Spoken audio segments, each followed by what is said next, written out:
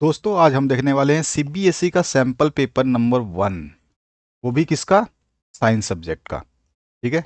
और 2023 और 24 एग्जाम के लिए ये क्वेश्चन पेपर है साइंस सब्जेक्ट का। इसके सॉल्यूशन को हम हिंदी और प्लस इंग्लिश मीडियम में डिस्कस करेंगे और डिटेल सॉल्यूशन की बात करेंगे। इससे पहले मैंने आपको हिंदी ए और हिंदी बी दोनों ही सॉल्यूशंस करा दिए हैं। यानी कि आप हिंदी ए देखना चाहते हैं, हिंदी बी देखना चाहते हैं तो आप चेक कर सकते हैं। इसकी लिंक जो है वीडियो के एंड में आपको दिखाई देगी, प्लेलिस्ट आप वहां से खोल सकते हैं। तो चलिए सॉल्यूशन को शुरुआत करते हैं और सेक्शन ए से स्टार्ट करते हैं जहां पे आपके बहुविकल्पीय प्रश्न यानी कि एमसीक्यू पूछे गए हैं। असर्शन और रीजन के क्वेश्चन भी देखेंगे और डिटेल सॉल्यूशंस की हम यहाँ पे बात करने वाले। चलिए स्टार्ट करते हैं अपने सॉल्यूशन को।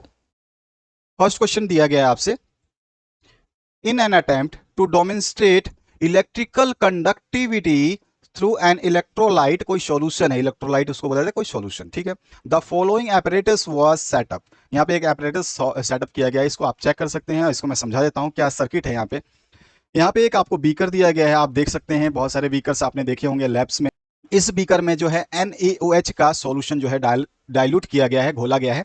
ठीक है। और इस सॉल्यूशन के अंदर एक रबर कॉक जो है यहाँ पे छोटा सा रखा गया है। इस रबर कॉक के ऊपर 2 किलो को जो है व्यवस्थित किया गया है, 2 किलो को यहाँ पे रखा गया है। कील नंबर 1 है और कील नंबर 2 मैं मान लेता हूँ। ठीक है। ठीक है। इसके बाद में बैटरी का जो है आप एक पॉजिटिव टर्मिनल ले लें और एक आपका नेगेटिव टर्मिनल ले लीजिए। ठीक है। एक नेगेटिव टर्मिनल को एक कील से जो है जोड़ा गया है, आप देख सकते हैं यहाँ पर। और इसी तरह से पॉजिटिव पॉजिटिव जो टर्मिनल है आपका बैटरी का, ये आपका बल्ब को जोड़ते हुए एक स्विच से पास होते हुए एक कील को फिर से सेकंड नंबर कील को जो है कनेक्ट कर रहा है। अब एक चीज यहाँ पे ध्यान देने योग्य बात ये है, इंपॉर्टेंट चीज ये है कि कील नंबर 1 यानी कि नेल नंबर 1 और नेल नंबर 2 के बीच में कोई भी डायरेक्ट कांटेक्ट नहीं है, केवल इस सॉल्यूशन के अलावा। अगर ये सॉल्यूशन इनका कांटेक्ट करा दे तो एक चीज समझ में आ गई आपको।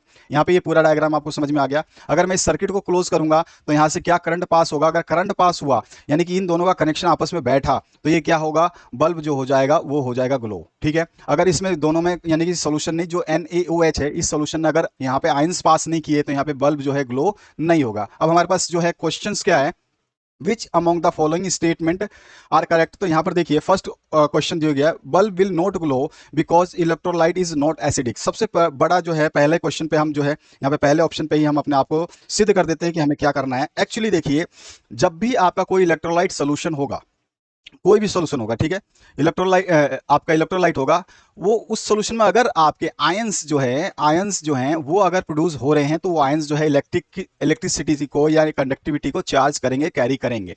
यहाँ पे इलेक्ट्रिकल कंडक्टिविटी ही बात करनी है हमें। तो देखिए NaOH में जो है आपका Na+ आयन और OH नेगेटिव आयन होते हैं, और ये जो आयंस हैं ये आपका जो है रिस्पॉन्सिबल होते हैं किस लिए? ये स्ट्रॉन्ग बेस का काम करते हैं। क्या करते हैं? स्ट्रॉन्ग बेसिस का काम करते हैं। ठीक है। ये बेसिस का काम करते हैं। स्ट्रॉन्ग जब बेस है तो आपका इसका मतलब क्या है? ये फर्निश करेगा आयंस को, किस लिए? कंडक्शन के लिए। कंडक्शन के लिए यहाँ पर जो है आयंस जो है एक दूसरे से जो है बातें करेंगे, ट्रैवल करेंगे, एक दूसरे को जो है सपोर्ट करेंगे। जब अगर ये सपोर्ट करेंगे तो नेल 1 से यानी कि कील 1 से जो भी आयंस जाकर के नेल 2 पे टच होंगे, यानी कि वो यहां से इलेक्ट्रिसिटी को कंडक्ट करके नेल 2 तक पहुंचा देंगे। अगर वो नेल 2 तक पहुंचाते हैं इसका मतलब ये बल्ब जो है ग्लो हो जाएगा। अब यहां पर हम देखते हैं, सबसे पहली चीज मैंने बताया कि स्ट्रॉन्ग बेसिस है ये NaOH। अगर ये स्ट्रॉन्ग बेसिस है तो इसमें आयंस जो है वो इलेक्ट्रिसिटी को कंडक्ट करते हैं। इसका मतलब जो फर्स्ट ऑप्शन है बल्ब विल नॉट ग्लो, ये तो सीधा सीधा हो गया गलत। और यहाँ पे बोला ये एसिडिक, मैंने बताया आपको ये बेसिस है। उसके बाद देखिए bulb will glow because NaOH is stronger base. Yes, I told you. तो स्ट्रॉन्ग बेस तो है, फर्निसेस आयन फॉर कंडक्शन। यस, ये देता है आयंस अपने कंडक्शन के लिए ताकि इलेक्ट्रिसिटी जो है पास हो वो फर्स्ट नेल से सेकंड नेल में। यहाँ पे ऑप्शन नंबर फर्स्ट तो गलत हुआ लेकिन ऑप्शन नंबर 2 सही हो गया। थर्ड ऑप्शन की बात करें, बल्ब विल नोट ग्लो। अब फर्स्ट वाला ही ऑप्शन जब हमने नोट ग्लो कर दिया तो यहाँ पे नोट ग्लो तो हमारा गलत हो जाना ही है। उसके बाद चौथा ऑप्शन देखिए, bulb will note glow because, अब यहाँ पे भी नोट ग्लो है तो नोट ग्लो तो आपका जैसे ही हमें को सिमिलर दिख रहा है कि हमने जब फर्स्ट वाले को नोट ग्लो को वैसे ही मेनली जो है टारगेट किया था, तो नोट ग्लो तो ऑप्शन हो ही नहीं रहा क्योंकि यहाँ पे आयंस प्रोड्यूस हो रहे हैं, तो नोट ग्लो का तो ऑप्शन उठता ही नहीं है। तो नोट ग्लो जितने भी हमारे गलत हो जाएंगे, बचा हुआ हमारे पास पार्ट जो है वो सही हो जाएगा। अगर मैं इसको देखो तो इसका करेक्ट ऑप्शन जो है यहाँ पर देख सकते हैं, तो यहाँ पे ओनली 2 जो है मेरे को सही दिखाई दे रहा है, तो right option is only 2, C option will be correct. Clear हुआ? चलते हैं नेक्स्ट क्वेश्चन की तरफ। नेक्स्ट क्वेश्चन है जो आपका सेकंड क्वेश्चन, देखिए। तो यहाँ पर जो सेकंड क्वेश्चन है, यहाँ पे the following reaction is an example of, यहाँ पे एक रिएक्शन दिया गया है जहाँ पे अमोनिया है आपका, ये ऑक्सीजन के साथ में जो है आपका ट्रीट कर रहा है, यानी ऐड हो रहा है, और ऐड करके फिर से ये प्रोडक्ट बना रहा है और दो प्रोडक्ट्स बना रहा है। यहाँ पे देख रहे हैं कि दो आपके रिएक्टेंट्स है और दो ही प्रोडक्ट है। जब आपके रिएक्टेंट्स दो हों और जो आपके प्रोडक्ट साइड में ये कंबाइन हो जाए तो हम इसको बोलते हैं कॉम्बिनेशन रिएक्शन, यानी ए प्लस बी केवल एक ही मिलकर के दोनों एक ही टुकड़े को यहाँ पर शो करें, यानी एक ही चीज एक ही एलिमेंट फॉर्म करे, एक सिंगल एलिमेंट फॉर्म करे, तो उसको हम बोलते हैं कॉम्बिनेशन रिएक्शन। अगर यहाँ पे मैं सॉल्यूशंस की बात करूं तो यहाँ पे कॉम्बिनेशन रिएक्शन तो हुआ नहीं है, क्योंकि यहाँ पे टुकड़ा जो है डबल बन चुका है, NO अलग बना हुआ है, H2O अलग बना हुआ है, ठीक है। एक चीज तो हमारे पास दूसरा ऑप्शन गलत हो गया। अच्छा, क्या ये डिस्प्लेसमेंट रिएक्शन है? तो मैं देखता हूं कि यहाँ पर NH3 जो अमोनिया है, इसमें अगर आप ध्यान से देखते हो, बहुत ध्यान से, यही चीज आपको बस केवल समझनी है कि इसमें क्या होता है कि ये जो H है, ये H जो है NH3 का H जो है, इसको किसको डिस्प्लेस किया गया है? डिस्प्लेस किया गया है O के द्वारा। ऑक्सीजन जो है इसको डिस्प्लेस करके जगह ले रहा है, इसकी हटा रहा है उसको। यहाँ पे NH था, देखो ध्यान से, यहाँ पे NH था, यहाँ पे NO बना है, यानी कि H को हटा दिया है किसने? ऑक्सीजन ने। ऑक्सीजन ने उसकी जगह ले ली है, तो यहाँ पे NO, यानी डिस्प्लेस तो कर रहा है। और यहाँ पर जो ऑक्सीजन था, यहाँ पे देख रहे हो आप, ऑक्सीजन क्या हो रहा है? ये रिड्यूस हो रहा है। ऑक्सीजन O2 था और यहाँ पे जाके ये जो है हाइड्रोजन के साथ कंबाइन हो रहा है, यानी रिडक्शन हो रहा है। तो यहाँ पे आप देख रहे हो कि यहाँ पर जो है ऑक्सीडेशन भी हो रहा है। किसका ऑक्सीडेशन हो रहा है? NH3 का ऑक्सीडाइज हो रहा है, NH3 ऑक्सीडाइज हो रहा है, और ऑक्सीजन जो है ये रिड्यूस हो रहा है। अगर ऑक्सीडेशन और रिडक्शन दोनों ही किसी आपको रिएक्शन में मिलते हैं तो वो हमारा रेडॉक्स रिएक्शन भी होता है। एक चीज तो मेरे को समझ में आएगी, ये रेडॉक्स रिएक्शन तो है। और मैंने आपको एक चीज और बताई कि NH3 में से डिस्प्लेसमेंट हो रहा है H का और कॉम्बिनेशन हो रहा है O का, इसका मतलब ये डिस्प्लेसमेंट रिएक्शन तो है, ठीक है। तो इसने क्या है कि ऑक्सीजन ने H को हटाकर खुद जगह ले ली, तो डिस्प्लेसमेंट रिएक्शन भी है। क्या ये न्यूट्रलाइजेशन रिएक्शन है? नहीं, यहां पर दोनों के दोनों कंबाइन होकर अलग जो है प्रोडक्ट फॉर्म कर रहे हैं। न्यूट्रलाइजेशन होता तो कोई इफेक्ट ही नहीं होता, तो यहाँ पे न्यूट्रलाइजेशन तो हो ही नहीं रहा, इसका मतलब ये फोर्थ ऑप्शन भी गलत है। अब मैं देखता हूँ फर्स्ट और थर्ड, दो ही ऑप्शन यहाँ पे करेक्ट हैं। अगर मैं ऑप्शन की बात करूँ ABCD में से, तो यहाँ पे C ऑप्शन देखिए, first and third are correct, ठीक है। तो यही हमारे को बताना है कि इसमें से जो है रिएक्शन क्या एग्जांपल कर रहा है। तो यहाँ पर हमारे ऑप्शन से हमने चूज किया और हमारा जो राइट ऑप्शन निकला फर्स्ट डिस्प्लेसमेंट रिएक्शन है ये। हमने देखा कि यहाँ पर जो है H3 डिस्प्लेस हो रहा है ऑक्सीजन के द्वारा, ऑक्सीजन जो इसको हटा रहा है, हट यहाँ से मैं आऊंगा, तो यहाँ पे ये आ चुका है। और यहाँ पर जो है आप देख रहे हैं ऑक्सीजन जो है ये क्या हो रहा है? रिड्यूस होकर के क्या हो रहा है? आपको H2O वाटर फॉर्म कर रहा है, ठीक है। तो यहाँ पर ये आपका क्या कर रहा है? रिडक्शन भी दे रहा है, साथ साथ में ऑक्सीडेशन भी दे रहा है। और रिडक्शन प्लस ऑक्सीडेशन हमारे को बताता है कि ये रिडॉक्स रिएक्शन कहलाता है। तो फर्स्ट और थर्ड दोनों ही सही है, यानी कि सी ऑप्शन करेक्ट हो जाएगा। नेक्स्ट क्वेश्चन थर्ड नंबर की बात करते हैं। Calcium oxide react vigorously with water. अब बहुत तेजी से जो है कैल्शियम ऑक्साइड जो है वो रिएक्ट कर रहा है वाटर के साथ। यहाँ पे दिया गया है, यहाँ पे एक बंदे ने हाथ लगा रखा है, एक बीकर है, एक छोटा सा मतलब एक गिलास है, गिलास में जो है वाटर है और बीकर है, मान लीजिए ग्लास है, ठीक है। अगर बीकर किसी को समझ में नहीं आ रहा और जिसको समझ में आ रहा तो कोई बच्चा कोई परेशानी नहीं है, सुभान अल्लाह।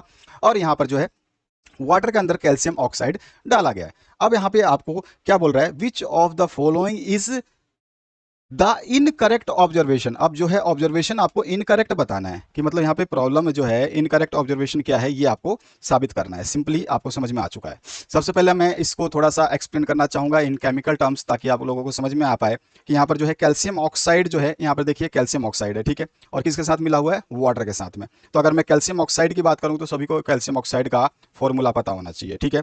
CaO calcium oxide, that is also known as quick lime, ठीक है, क्विक लाइम। अगर इसको मैं ऐड करता हूं किसके साथ में? H2O, जो कि यहाँ पे बीकर में दिखा रहा है। कैल्शियम ऑक्साइड का फॉर्मूला मैंने लिख दिया CaO, ठीक है, और साथ में वाटर के साथ में मिक्स किया जा रहा है तो वाटर लिख दिया। अगर इसको हम ट्रीट करते हैं तो ये हमारे पास क्या देता है? ये हमारे को देता है कैल्शियम हाइड्रोक्साइड, जिसका क्या फॉर्मूला आता है? Ca और ब्रैकेट में OH। क्लियर हुआ? इतना समझ में आया?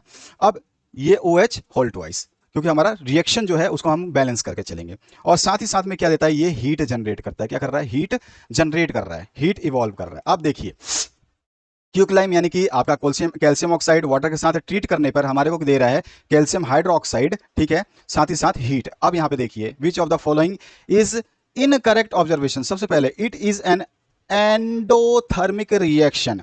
अभी सबसे पहले एंडोथर्मिक और एक्सोथर्मिक वाला जो क्वेश्चन है ना, ये बहुत ज्यादा आपको समस्या देता है। एंडोथर्मिक है या एक्सोथर्मिक है? तो देखो पहले तो मैं आपको एंडोथर्मिक और एक्सोथर्मिक के बारे में बताता हूँ। इस डायग्राम को देखिए, यहाँ पर आप देख सकते हैं एंडोथर्मिक और एक्सोथर्मिक दोनों के मैंने डायग्राम बनाए ताकि बच्चे के दिमाग में फिट हो जाए कि एंडो और एक्सो होते क्या हैं। देखो एंडोथर्मिक का मतलब होता है कि सपोज करिए आपने बर्फ, तो सिंपल एग्जांपल, बर्फ और आग सभी ने जिंदगी में देखा है, ठीक है, चाहे किसी के घर में फ्रिज हो ना हो लेकिन बर्फ से पाला जरूर पड़ा है, कुल्फियां जरूर खाई होंगी अठन्नी चवन्नी की या 1 रुपए 2 रुपए की मार्केट से खरीद के। ठीक है, ये सब चीज समझ में आ गई। अब देखिए, जब बर्फ होता है ना, जब ये एटमॉस्फेयर से हीट लेगा, यानी कि जो भी सराउंडिंग में इसके हीट है, जहां पर भी गर्मी ज्यादा है वहां से हीट लेगा सराउंडिंग्स, यानी कि आप उसके आसपास के वातावरण से, तो ये जब हीट लेता है, क्या करता है, हीट लेता है, तब जो है ये क्या होता है, एंडोथर्मिक रिएक्शन कहलाता है। ठीक है, एंडोथर्मिक रिएक्शन जब होता है जब कोई कंपाउंड हीट सराउंडिंग से ले।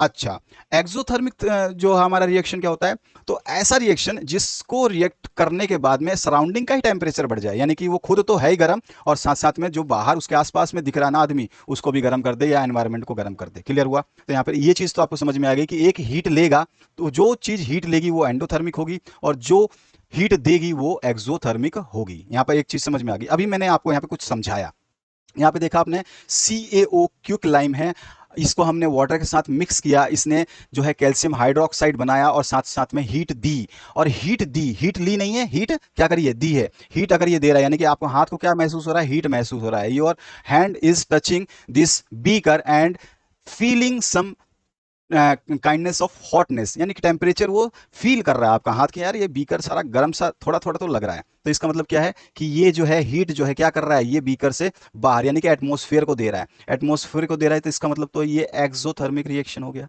क्लियर हुआ? यहाँ पर समझ में आया? चलिए आगे बढ़ते हैं, इसी को समझते हैं अब आगे, थोड़ा सा क्वेश्चन को और थोड़ा सा डीप में समझते हैं। तो ये क्या एंडोथर्मिक रिएक्शन है? तो सीधी सीधी बात है कि ये एंडोथर्मिक रिएक्शन तो है नहीं, क्योंकि ये हीट ले नहीं रहा है, क्या कर रहा है, ये हीट बना रहा है, हीट दे रहा है, तो एंडोथर्मिक तो ये है नहीं। दूसरी चीज, it is an exothermic reaction, yes it is an exothermic reaction. Okay okay okay okay, now it is slack lime is produced. अब यहां पर देखिए स्लैक लाइम क्या प्रोड्यूस हो रहा है यहां पर, तो slack lime, yes it is slack lime. इसको क्या बोलते हैं हम, इसको हम क्या बोलते हैं, लाइम। पता होगा आपको सभी को, इसको क्या बोलते हैं, कैल्शियम हाइड्रोक्साइड। क्या होता है, कैल्शियम हाइड्रोक्साइड जो है ये स्लैक्ड लाइम है। ठीक है, तो कैल्शियम हाइड्रोक्साइड जो है ये आपका स्लैक्ड लाइम प्रोड्यूस कर रहा है, तो slaked lime is produce, yes it is produced. ठीक है, it is a combination reaction. तो मैंने बताया था अभी अभी आपको, फर्स्ट जो क्वेश्चन कराया था, अगर ए प्लस बी दो कंपाउंड्स मिल करके केवल सिंगल प्रोडक्ट बना दें, यानी कि ए प्लस बी बना दें, तो क्या होता है, कॉम्बिनेशन रिएक्शन का एग्जांपल होता है। तो यहाँ पर देख सकता हूं मैं कि आपका जो है CaO यानी क्विक लाइम, जिसको हम बोलते हैं आपका सीधा सीधा कैल्शियम ऑक्साइड, ये जो है वाटर के साथ मिल करके आपको सीधा सीधा नेक्स्ट प्रोडक्ट नहीं बना रहा, केवल हीट दे रहा है, प्रोडक्ट तो नहीं दे रहा है, हीट दे रहा है आपको। ठीक है, लेकिन एक ही प्रोडक्ट बना रहा है, वो है सेलेक्ट लाइम, जिसको हम बोल रहे हैं कैल्शियम हाइड्रोक्साइड। तो यहाँ पर देखिए स्टेटमेंट अगर मैं देखूं तो ये कॉम्बिनेशन रिएक्शन का भी एग्जांपल है, यानी कि अगर मैं देखूं तो बी ऑप्शन भी सही है, सी ऑप्शन भी सही है और डी ऑप्शन भी सही है, ए ऑप्शन केवल गलत है। तो यहाँ पर देख सकते हैं विच of the following in the following is the incorrect observation. तो इनकरेक्ट ऑब्जर्वेशन क्या है इसमें, इनकरेक्ट ऑब्जर्वेशन क्या है इसमें, तो it is an endothermic reaction, it is the incorrect observation. A option जो है इसका सही हो जाएगा। क्लियर हुआ? आपका ऑप्शन कौन सा होगा, ए ऑप्शन जो है सही हो जाएगा। ध्यान रखना है, समझना है बातों को। तो इस एग्जाम्पल से आपको काफी कुछ समझ में आया होगा, दोबारा वीडियो को सुनोगे और ज्यादा समझ में आएगा। एक बार अगर आप ध्यान से कंसंट्रेटेड होकर के ध्यान से सुनते हो, एक हाथ से चिप्स खा रहे हो एक हाथ से कुरकुरे, तो कोई फर्क नहीं पड़ने वाला, फिर आपको समझ में नहीं आने वाला। पहले सब कुछ रखो और ध्यान से समझो, और हेडफोन ज्यादा यूज करो और फुल स्क्रीन में देखो। फोर्थ क्वेश्चन की बात करते हैं। यहाँ पे देखिए आप, या N2 plus 3H2 gives 2NH3। अभी मैंने आपको बताया कि दो प्रोडक्ट जो हैं दोनों मिल जाएं और एक ही प्रोडक्ट फॉर्म करें AB, तो क्या होता है, ये कॉम्बिनेशन रिएक्शन होता है। ये तो हमारे को समझ में आ गया। ठीक है, तो यहाँ पे एक चीज तो हमारे को आ गई कि ये रिएक्शन जो है कॉम्बिनेशन रिएक्शन तो है। चलिए, with the reference of the above reaction which one of the option is in the table is correct. Correct की बात कर रहे हैं, यहाँ पे टेबल दिया गया है और इसमें सीधा सीधा आपसे ऑप्शंस पूछा गया है। रिएक्टेंट्स कौन कौन से, N2 और H2। यस, हम हमेशा जो लेफ्ट साइड में जो रखते हैं ये हमारे रिएक्टेंट्स होते हैं, और जो है हमारा राइट साइड में जो हमारा आता है वो हमारे प्रोडक्ट्स होते हैं। ये चीज आपको, तो प्रोडक्ट तो हमारा राइट में बन रहा है, तो हमारा राइट में प्रोडक्ट NH3 बना है, राइट है। अच्छा, रिएक्टेंट्स N2 और H2 हैं, ये भी राइट है। यहाँ पे बी टेबल देखें, NH3 क्या रिएक्टेंट है, नहीं, NH3 तो प्रोडक्ट है, तो ये गलत हो गया सीधा। आज केवल रिएक्टेंट N2 है, नहीं ये भी गलत है। अच्छा, क्या रिएक्टेंट N2NH3 है, नहीं ये भी गलत है। तो सीधा सीधा मेरे को देखने में ही पता चल गया कि आपका सीधा सीधा बोल रहा है कि यहाँ पर स्टेटमेंट ए जो है यही करेक्ट है, यानी कि ऑप्शन नंबर ए जो है मेरा यहाँ पे करेक्ट हो जाएगा। इससे ज़्यादा और ज़्यादा इसकी एक्सप्लेनेशन की आवश्यकता नहीं है, जितना बड़ा क्वेश्चन उतना ज़्यादा एक्सप्लेनेशन। नेक्स्ट क्वेश्चन की बात करते हैं, क्वेश्चन नंबर 5 की। Which one of the following properties is not general या generally exhibited by ionic compounds. Ionic compounds की एक बहुत बड़ी खासियत होती है, शायद टीचर्स ने आपको बहुत अच्छे तरीके से समझाया होगा। जो आयनिक कंपाउंड्स होते हैं ना, जितने भी आयनिक कंपाउंड्स होते हैं, वो क्या करते हैं, वो जो है कंडक्टिविटी को जो है करते हैं, एग्जिबिट करते हैं, लेकिन जब है उनके फॉर्म जो है अलग अलग हो तब। तो इसमें एक चीज देखें, आपका फॉर्म के हिसाब से ऑप्शंस अलग अलग दे रखे हैं। अगर ये ऑप्शंस अलग अलग दे रखे हैं तो हम ऑप्शंस के हिसाब से बात करते हैं। देखिए सबसे पहला सोल्युबिलिटी इन वाटर। देखिए जो भी आयनिक कंपाउंड्स होते हैं, सबसे बड़ी खासियत बता देता हूं यहाँ पर, आयनिक कंपाउंड जो है सॉल्युबल इन वाटर होते हैं। ठीक है, क्लियर हुआ ये चीज। जैसे कि OH आयन मैंने बताया था आपको, ये आयनिक कंपाउंड हो गया, तो ये आपका जो है ये सॉल्युबल इन वाटर होता है। ठीक है, मैं एक जनरल सी बात कर रहा हूं। अब इसके बाद electrical conductivity in solid state. जब सॉलिड स्टेट होगा, सॉलिड मतलब एक ठोस होगा, जिसको हमारा पत्थर, पत्थर देखा आपने, जिसको स्टोन बोलते हैं। अच्छा, स्टोन जो है ये एक फिक्स्ड आयनिक कंपाउंडों का एक समुच्चय होता है, एक जो है ग्रुप होता है, एक कंजिस्ट एक एक एक स्ट्रक्चर होता है। ठीक है, इसमें हर कंपाउंड अपनी जगह फिक्स होता है। अगर इसके फिक्सेशन को हटा दिया जाए तो स्ट्रक्चर जो है चेंज हो जाएगा और ये सॉलिड ना रह करके किसी और जो है स्ट्रक्चर में कन्वर्ट हो जाएगा। जब किसी कंपाउंड के आयनिंग जो जो भी किसी मटेरियल के आयनिंग कंपाउंड्स फिक्स होते हैं तो हम बोलते हैं उसको सॉलिड स्टेट्स। ठीक है, क्या करते हैं, सॉलिड स्टेट में जो आयनिंग कंपाउंड है वो अपनी जगह पे रहते हैं, और अपनी जगह पे रहने की वजह से वो दूसरी जगह पे जो है अपने आप को फ्लो नहीं करा पाते। तो यहां पर देख सकते हैं कि electrical conductivity in solid state क्या बोला, नोट जनरल एग्जिबिटेड। नोट यहां पे सीधा सीधा बोला है, नोट, नोट के हिसाब से आपको बात करनी है। तो मैंने अभी अभी बताया कि जो भी आयनिक कंपाउंड होंगे किसी सॉलिड में, वो जो है क्या नहीं करते हैं, अपने आप को जो है चार्ज को मूव नहीं कराते हैं, अपने आप को खुद मूव नहीं करते हैं। तो electrical conductivity in solid is not generally exhibited, ये आपका राइट है। सॉल्यूशन में जो है ये जो है आपका नोट पूछा है, अगर ये जनरली पूछता तो ये सही होता, लेकिन यहाँ पर जो है सॉल्युबल इन वाटर, यस ये सॉल्युबल है, तो ये तो चीज़ तो सही है, लेकिन यहाँ पे नॉट जो ऑप्शन है इसकी वजह से हमारा जो है इस ऑप्शन को नहीं लेंगे हम। ठीक है, high melting and boiling point of ionic compounds होता है। ठीक है, तो ये भी हमारा जो है सही है, लेकिन हमको नहीं लेंगे क्योंकि नोट पूछा गया है। अच्छा, इलेक्ट्रिकल कंडक्टिविटी इन मोल्टेन स्टेट। अच्छा, मान लीजिए ये आपका ठोस है, यानी कि सॉलिड है, और ये सॉलिड को अगर मैं पिघला दूं, इसको यहाँ पर पिघलाने के बाद ये क्या हो जाएगा, मोल्टेन हो जाएगा, इस तरह से बहने लग जाएगा। यानी कि इसका एक कंपाउंड जो ए था यहाँ पर मान लीजिए वो ए था, वो इस बहने के कारण ए यहाँ पहुंच जाएगा, फिर धीरे धीरे ये ए यहाँ पहुंच जाएगा, धीरे धीरे ये ए यहाँ पहुंच जाएगा, आगे चलते हुए ए पहुंचता जाएगा। यानी कि इसके साथ जो भी चार्जेस हैं, ठीक है, वो क्या होंगे, फ्लो होंगे। कंडक्टिविटी जो है इसकी ए यहाँ था, ये अपने पास जो भी चार्जेस थी उसको लेके यहाँ चला गया, फिर फ्लो होके वहां चला गया। जब ये मोल्टेन स्टेट में, मोल्टेन मतलब पिघलता हुआ, अगर पिघला हुआ है तो बहेगा, यानी कि द्रव्य अवस्था यानी लिक्विड स्टेट में है, तो इसका मतलब इलेक्ट्रिकल कंडक्टिविटी इन मोल्टेन स्टेट भी सही है, उसमें भी आपका जो है इलेक्ट्रिकल कंडक्टिविटी चलती है मोल्टेन स्टेट में। तो ये आयनिक कंपाउंड में ये भी इसकी खासियत है, लेकिन हमारे से यहाँ पे नोट नोट बार बार पूछ रहा है, तो ये भी हमारा गलत है। अब यहाँ पर हम बचता है हमारे पास में B option, electrical conductivity in solid state not generally exhibited. Yes, because in solid state all ionic compounds, in all ionic compounds all the ions are fixed, not carry any charges to next place और another place. तो जहां पे fix है तो ये जाएंगे नहीं आगे, अगर आगे जाएंगे नहीं तो क्या नहीं करेंगे, ये जो है कंडक्ट नहीं करेंगे इलेक्ट्रिकल चार्जेस को। यही चीज यहां पे पूछा गया है, नोट जनरल जो है generally exhibited by the ionic compounds when it is in solid state, electrical conductivity can't be seen. तो यहां पर जो है आपका बी ऑप्शन करेक्ट हो जाएगा। छठे क्वेश्चन की बात करते हैं। यहाँ पर जो छठा क्वेश्चन है, यहाँ पे छठे क्वेश्चन में क्या पूछा गया, सिक्स क्वेश्चन में, a student require hard water. Hard water आपको पता है हार्ड वाटर क्या होता है, हार्ड वाटर वही जिसके अंदर आयंस जो है ना बहुत सारे भर भर के हों, ठीक है, बहुत सारे आयंस हो, ठीक है, maximum, for an experiment in his laboratory which is not available. अब वो अवेलेबल नहीं है, मान लो आप प्रयोगशाला में गए और वहां पे एक्सपेरिमेंट करना चाहते हैं हार्ड वाटर के साथ में, लेकिन हार्ड वाटर वहां पे अवेलेबल नहीं है।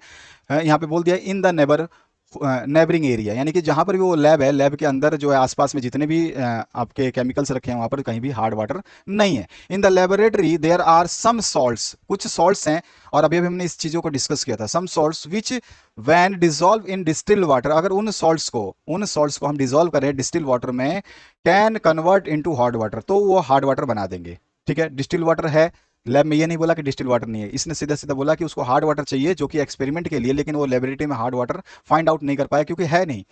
और यहाँ पे बोल रहा है कि वहां पे कुछ सॉल्ट्स तो हैं जिसको अगर हम डिस्टिल वाटर में घोलें तो वो जो है उस डिस्टिल वाटर को कन्वर्ट कर देगा हार्ड वाटर में। Select from the following groups of salt. अब आपको बताना है कि ये कौन से साल्ट्स हैं जो और ग्रुप हैं जो each salt of which when dissolve, और इनमें से कोई भी जो सॉल्ट है उसको डिसॉल्व करेंगे in distil water will make a hard water. तो ये कौन सा साल्ट है जो हमारे को हार्ड वाटर देगा? बस यही सिंपल सा क्वेश्चन इसने पूछा है, चाहे कितना भी घुमाए, घूमना नहीं, अपने को समझना है बस। तो यहाँ पर देखिए, सबसे इंपॉर्टेंट चीज जो है जब भी हमसे पूछा जाए तो हमारे को पता होना चाहिए कि यहाँ पे सॉल्ट्स जो हैं इसको अच्छे तरीके से पहले तो पढ़ लें। किसी भी सॉल्ट के अगर क्लोराइड्स हैं, ठीक है, क्लोराइड्स हो या फिर आपका बाइकार्बोनेट्स हो, ठीक है, तो किसी भी सॉल्ट्स के क्लोराइड्स हो या बाइकार्बोनेट्स हो, ये क्या करते हैं, ये अगर आपका घुल जाएं तो सीधा सीधा जो है ये क्या कर देंगे, आपको हार्ड वाटर दे देंगे अगर इसको आप किस में मिलाते हैं, डिस्टिल वाटर में, ठीक है। क्लोराइड्स में आपके, या फिर हम बाइकार्बोनेट्स में क्या क्या आते हैं, आपका जो है Ca2+ आयन आ गया, या फिर मैग्नीशियम 2+ आयन आ गया, तो ये सारे के सारे आपके जो हैं। अब आप हम देखते हैं, तो अगर आपको अच्छी तरह से थोड़ा बहुत आपने बेसिक्स पढ़ा है तो कैल्शियम सल्फेट जो होता है, कैल्शियम सल्फेट, ठीक है, कैल्शियम सल्फेट और कैल्शियम क्लोराइड, अभी मैंने बताया कि क्लोराइड्स या कार्बोनेट्स, ठीक है, तो जो भी कैल्शियम सल्फेट और कैल्शियम कार्बोनेट होते हैं इसके अंदर जो है कैपेसिटी होती है, क्यों, क्योंकि इनके अंदर सल्फाइड और क्लोराइड्स जो है पाए जाते हैं, सल्फाइड्स, क्लोराइड्स, बायोकार्बोनेट्स एंड सल्फाइड्स ठीक है, तो ये भी लिख दो, सल्फाइड्स, सल्फेट्स भी बोलते हैं, ठीक है, तो सल्फाइड्स भी बोले, सल्फेट्स बोले। तो ये जो अगर कंपाउंड्स हैं कहीं भी, तो आपको जो है अगर आप डिस्टिल वाटर में उनको डिसॉल्व करते हैं तो ये सीधे सीधे उसको हार्ड वाटर में कन्वर्ट कर देंगे। तो यहाँ पे देखिए सोडियम, ठीक है, सोडियम क्लोराइड है यहाँ पर, सोडियम की बात है, हम यहाँ पे क्या बोल रहे हैं, सल्फाइड्स की बात कर रहे हैं, बाइकार्बोनेट्स की बात कर रहे हैं, या फिर क्लोराइड्स की बात कर रहे हैं, ठीक है। तो आपका जो क्लोराइड्स होता है वो कैल्शियम सल्फेट में भी होता है और कैल्शियम क्लोराइड में भी होता है, ठीक है। तो यहाँ पर जो हमारा ऑप्शन जो होगा, ये कुछ चीजें हैं जो हमारे को देखनी पड़ती है, जैसे आ को आ क्यों बोलते हैं, तो ये चीज हमारे को पता होना चाहिए, तो डी ऑप्शन जो है करेक्ट हो जाएगा। तो यहाँ पे आपका डी ऑप्शन जो है राइट ऑप्शन हो जाएगा, क्योंकि calcium sulphate and calcium chloride जो हैं ये हार्ड वाटर को कन्वर्ट कर देते हैं, रिप्लेस कर देते हैं अपने सल्फेट को डिसॉल्व करने के द्वारा, या फिर क्लोराइड्स के द्वारा, या फिर अपने बाइकार्बोनेट्स के द्वारा, ठीक है। तो यहाँ पर जो मैंने बता दिया, ये Ca+2 आयन हो सकता है या फिर Mg2+ आयन हो सकता है। इसके बाद में नेक्स्ट जो पार्ट है 7th नंबर, आप देखिए, the correct structural formula of butanoic acid. Butanoic acid का करेक्ट स्ट्रक्चरल फॉर्मूला आपको बताना है। तो सबसे पहले तो ब्यूटेनोइक एसिड अगर आपको पता है कि इसका फॉर्मूला क्या होता है, तो आधा तो आपका कंफ्यूजन जब भी दूर हो जाएगा जब आप ब्यूटेनोइक एसिड का जो है फॉर्मूला पता कर लेंगे। इस एसिड का जो फॉर्मूला होता है, हम लिख सकते हैं इसको हम CH3 then CH2 again then CH2 then COOH functional group, ठीक है। तो ये हो गया हमारा ब्यूटेनोइक एसिड। अब इसका हमें जो है यहाँ पर आपको दिया गया स्ट्रक्चर, और इस स्ट्रक्चर में से सही स्ट्रक्चर जो हमें चूज करना है। तो एक चीज तो आपको ये पता होना चाहिए, जो चीज मैं बताने वाला हूँ सबसे पहला इंपॉर्टेंट चीज, अगर आपको ये बेसिक्स पता है तो आप कभी भी इन चीजों में मात नहीं खाओगे।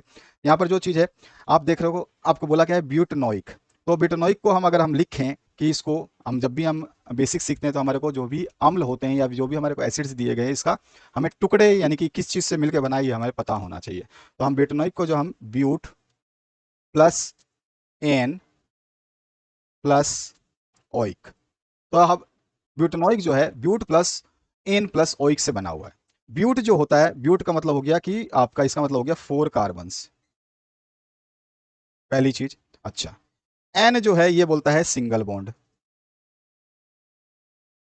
अगेन अगर मैं बात करूं ओइक एसिड, ओइक का मतलब क्या हो गया, ओइक अभी मैंने बताया आपको क्या होता है, ये कार्बोक्सिलिक एसिड, ठीक है। अब आपका ये ओइक हो गया कार्बोक्सिलिक एसिड, ठीक है, जो कि मैंने आपका फंक्शनल ग्रुप बता दिया, ठीक है। जो एन होता है वो सिंगल बॉन्ड को रिप्रेजेंट करता है, और ब्यूट जो है वो आपका 4 कार्बन्स को। सबसे पहले अगर हमारे को ये चीज पता है तो हम यहाँ पे 4 ऑप्शंस जो है इनमें से बहुत सारे क्रॉस कर सकते हैं। सबसे पहली चीज मुझे देखना है कि सिंगल बॉन्ड हो और 4 कार्बन्स हो, कार्बन कार्बन के बीच में सिंगल बॉन्ड्स, तो यहाँ पे कार्बन कार्बन में डबल बॉन्ड, पहला ही गलत, ठीक है। यहाँ कार्बन कार्बन में सिंगल बॉन्ड है लेकिन कितने होने चाहिए, 4 कार्बन, तो यहाँ पे 1 2 3 4 5 कार्बन, सेकेंड ऑप्शन क्रॉस। इसके बाद आते हैं हम, यहाँ पर सिंगल बॉन्ड्स तो हैं और यहाँ पर 4 कार्बन्स भी हैं, ठीक है, तो यहाँ पर आप इस ऑप्शन को छोड़ते हैं, फोर्थ ऑप्शन को देखते हैं। यहाँ पर आपके 4 कार्बन्स हैं, बिल्कुल सही है। यहाँ पर भी सिंगल बॉन्ड्स आपको देखने को मिल रहा है। अब हमारे पास ऑप्शन जो है चूज करने के लिए 2 बचे हैं, एक ऑप्शन ये है और एक ऑप्शन नीचे वाला डी पार्ट है। अब इसके थोड़े बेसिक्स को चीज को देख लेते हैं। जो आपका ओइक कार्बोनिक एसिड होता है, जिसको हम मैंने बताया था COOH से रिप्रेजेंट करते हैं। अगर इसको हम जो है अगर इसको फंक्शनल ग्रुप के तौर में माने तो इसको हम इसको लिख सकते हैं C10-OH डबल बॉन्ड O। ठीक है, इसका टुकड़ा ये हो गया। अब इसको मैंने यहाँ पे आपको समझा दिया कि ये इस तरह से लिखा जाता है। क्या ऐसा मेरे को कहीं पर देखने को मिल रहा है? जो बचे हुए 2 ऑप्शंस तो हमने काट दिया, अब 2 ऑप्शंस हमारे पास बचे हुए हैं। इनमें पहले हम देखते हैं कि ये वाला जो मुझे या तो ये मिल जाए डायरेक्ट, या फिर मुझे मिल जाए नीचे वाला ये वाला ऑप्शन। तो इन दोनों ऑप्शंस में अगर ऊपर वाले में सी ऑप्शन में देखूं मैं ध्यान से, तो सी ऑप्शन में ये मेरे को दिखाई नहीं दे रहा है। अगर ये सी ऑप्शन में नहीं दिखाई दे रहा तो यहाँ पर ऑप्शन जो है चूज करने के लिए मेरे पास कौन सा बचता है? D option. सिंपली बात है कि आपका सी के साथ डबल बॉन्ड के साथ में ओ आपका जुड़ना चाहिए। ओ एच जो है आपका अल्कोहल को रिप्रेजेंट कर रहा है, और जब तक ये फंक्शनल ग्रुप नहीं होगा, फंक्शनल ग्रुप तभी होगा जब इसके साथ में डबल बॉन्ड हो। यहाँ पर डबल बॉन्ड आपको दिखाई नहीं दे रहा है, क्योंकि सी के साथ ओ एच तो आपको दिखाई दे रहा है, जो कि मैंने यहाँ पे आपको सी के साथ ओ एच दिखा दिया। इसके साथ में जो है आपको डबल बॉन्ड के साथ में ओ जुड़ना चाहिए, जो कि यहाँ पर ओ नहीं है, एच एच है। तो यह भी आपका ऑप्शन गलत हो गया, दोनों तरफ ओ एच एच है, ओ नहीं है। यहाँ पर देख सकते हैं आप, यहाँ पर सी के साथ में सिंगल बॉन्ड है, सभी जगह सी आपस में जो है सिंगल बॉन्ड से जुड़े हुए हैं, यानी कि सिंगल बॉन्ड हमारा पहला चांस जो इसको पहचानने का था, कि जो कि एन से डिनोट होता है। ब्यूट है तो 4 कार्बन होंगे, चारों कार्बन से। साथ में अल्कोहल ग्रुप है जो फंक्शनल ग्रुप का काम करेगा, COH, तो ये भी है, लेकिन इसको प्रेजेंट करने का तरीका है सी डबल बॉन्ड ओ। तो सी डबल बॉन्ड ओ है यहाँ पर जो सिग्निफाई कर रहा है। अब हमारे को सीधा सीधा हमने क्या लिखा कि सी सी सी सी 4 बॉन्ड कार्बन के साथ। ठीक है, मैंने फंक्शनल ग्रुप बना दिया, तो आपको फंक्शनल ग्रुप में ओ के साथ में इसको अटैच करना है। OH आपका आ गया, ये वाला मैंने यहाँ पे अटैच कर दिया एक कार्बन। यहाँ पे आप चाहें तो इधर भी कर सकते हैं, कोई इशू नहीं है, कहीं भी कर सकते हो, बीच में यहाँ पे भी कर सकते हो, इशू नहीं है। चलिए, अब आपको पता है कि कार्बन जो है लोनली नहीं रह सकता है, सभी जगह से ये कहाँ से घिरा रहता है? H से घिरा रहता है। तो इसके आगे नीचे अगर कहीं भी किसी भी जगह पे बचा हुआ है तो H लगा दो। यहाँ पे कार्बन ये बचा हुआ है, इसके नीचे भी H लगा दो, इसके ऊपर भी H लगा दो, क्योंकि आगे पीछे इसका कार्बन जुड़ा हुआ है तो जगह नहीं बचा हुआ है। यहाँ पर भी ये कार्बन ऊपर नीचे बचा हुआ है, यहाँ पे भी मैं H लगा दूं, यहाँ पे भी H लगा दूं, अगेन मैं यहाँ पे H लगा दूं और यहाँ पे H लगा दूं। लेकिन ये कार्बन के पीछे किसी से नहीं जुड़ा हुआ था, यानी खाली जगह है, यहाँ पे भी मैं H लगा दूं। तो इस तरह का ये कंपाउंड जो बना, ये देख रहा हूं मैं डी ऑप्शन में है, और इसीलिए मेरा आंसर हो जाएगा डी ऑप्शन करेक्ट है। बेसिक्स जितना है मैक्सिमम क्लियर करते चल रहा हूं, अगर आप समझ रहे हैं तो अच्छी बात है, नहीं समझ रहे हैं तो बहुत ही बेहतरीन और उससे भी अच्छी बात है। 8वां क्वेश्चन है The diagram shows the arrangement of cells inside the leaf of a green plant। आपके एग्जाम चैप्टर में भी इस टाइप का जो है आपको देखने को मिलेगा, आपका जो बुक है उसके अंदर। सबसे पहले जो यहाँ पे पूछा गया है, आप ये डायग्राम तो देख चुके हैं कि ये क्या है, आपको सीधा सीधा arrangement diagram shows the arrangement of cells inside a leaf of a green plant. कोई भी जो है हरे पत्तों वाला प्लांट है, उसके कोई लीफ है यानी पत्ता है, उसके इनसाइड का जो है अरेंजमेंट यहाँ पे दिखा रहा है, जो कि आपने बुक में पढ़ा है। तो यहाँ से सीधा सीधा बोल रहा है कि which of the following cell normally contain chloroplast. तो यहाँ पे ABCD ऑप्शंस दिए गए हैं, और यहाँ पे 2 4 2 3 1 2 और 1 4 दिया गया है। इसमें आपको कुछ नहीं करना है, सिंपली आपको पता होना चाहिए कि जो आपका फर्स्ट, सेकंड, थर्ड और फोर्थ पार्ट के नाम पता होना चाहिए। मैं आंसर्स दूंगा तो मैं आपको थोड़ा सा कंफ्यूज करने वाला हूं, और आपसे कमेंट की डिमांड करने वाला हूं इस क्वेश्चन में। तो ये कमेंट क्या रहेगा मैं बताता हूं अभी आंसर देने के बाद में।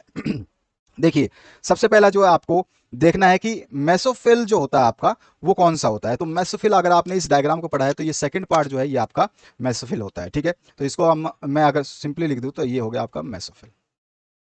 ठीक है, ये हो गया आपका मेसोफिल। ठीक है, मेसोफिल सेल बोलते हैं इसको सिंपली। अगर आप इसको बहुत ज्यादा बोले तो पैलिसेड भी बोलते हैं, इसके आगे पैलिसेड लगा दीजिए। ठीक है, आपको इच्छा हो तो, बाकी मेसोफिल से आपका काम चल जाएगा। अच्छा, दूसरा जो यहाँ पर आप फर्स्ट कंपाउंड में छोड़ दिया मैंने, दूसरा का नाम दिया मैं क्योंकि मैं आंसर बताने वाला हूँ। अच्छा, इसके बाद एक और आप कंपाउंड देख रहे हैं 4 नंबर। 4 नंबर को क्या बोलते हैं हम? इसको बोलते हैं सेल गार्ड। क्या बोलते हैं हम इसको? Cell guard. Cell guard. ठीक है, अब ये सेल गार्ड, और जो ये खाली जगह दिख रही है जिसका पूछा ही नहीं, ये आपकी एम्प्टी स्पेस होती है। ठीक है, इनको छोड़ दो। अब जो है यहाँ पर जो मैंने अगर आपको 2 चीजें बताई हैं, तो ये देखो आपका जो मेसोफिल होता है ना, ध्यान रखना अभी मैं बता रहा हूँ।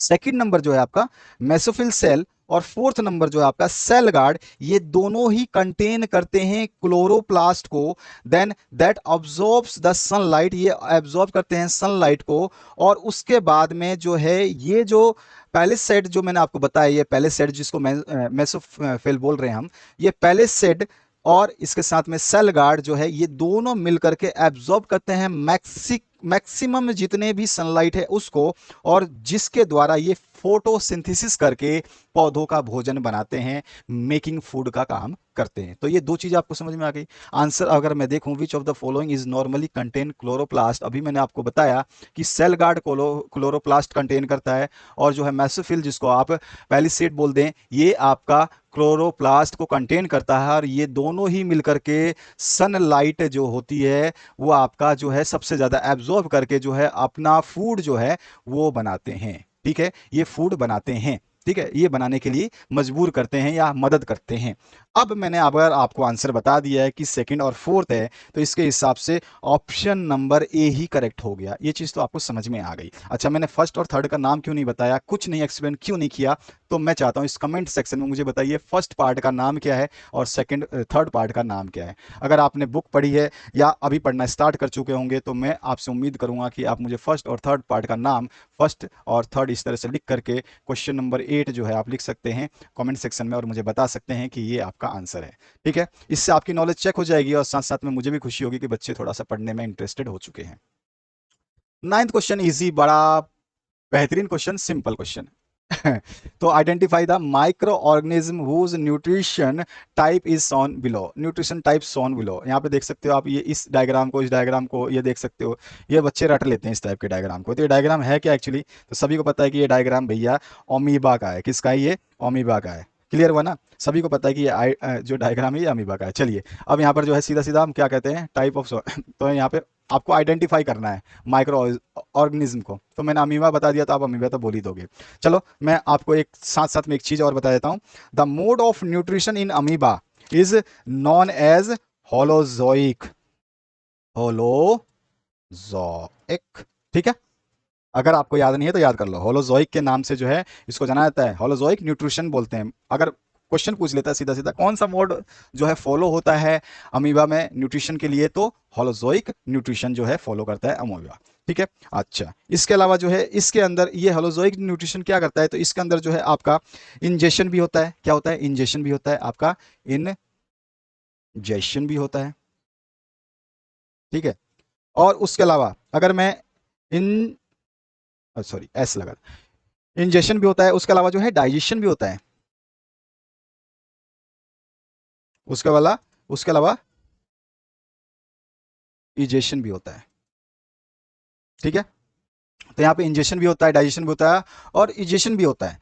तो अगर ये सारी चीजें होती हैं, इसका मतलब क्या है कि amoeba don't have any special organ for nutrition. Clear हुआ, ये तीनों चीजें जो है होलोजोइक न्यूट्रिशन के अंदर ही होती हैं। इसलिए अमीबा के अंदर कोई भी ऐसा पार्ट नहीं पाया जाता जो केवल न्यूट्रिशन ही करे। ये सारी चीजें एक ही जगह पे एक ही साथ में हो रही हैं। क्लियर हुआ, तो ये इसका डी ऑप्शन करेक्ट हो जाएगा। नेक्स्ट क्वेश्चन की बात करते हैं।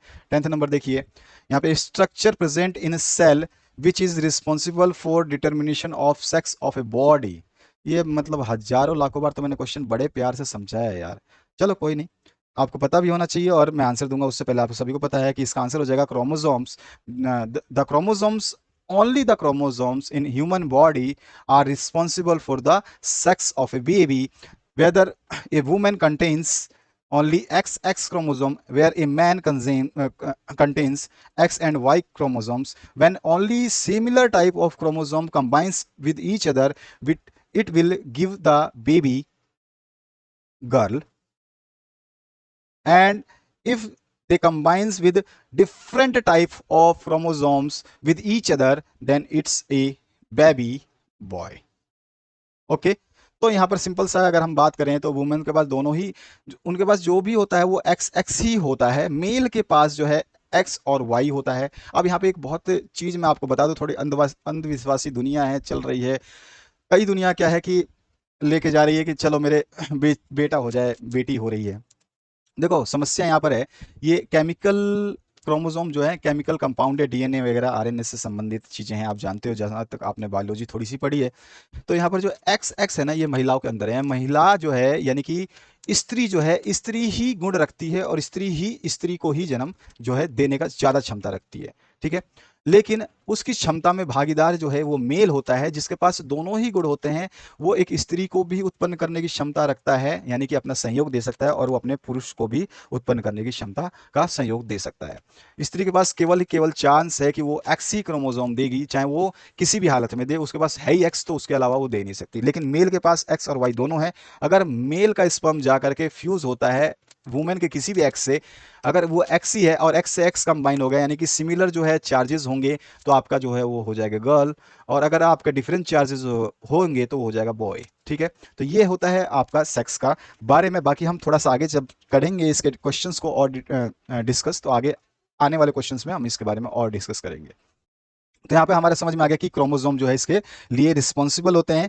और जो ह्यूमन होता है उसके अंदर टू टाइप्स ऑफ क्रोमोसोम्स होते हैं। एक होता है ऑटोसोम्स, जिसको हम ऑटोसोम्स भी बोलते हैं, आपको पता ही होगा। ऑटोजोम्स जो है आपका होता है, और दूसरा जो आप देख ही रहे हैं क्रोमोसोम्स। ठीक है।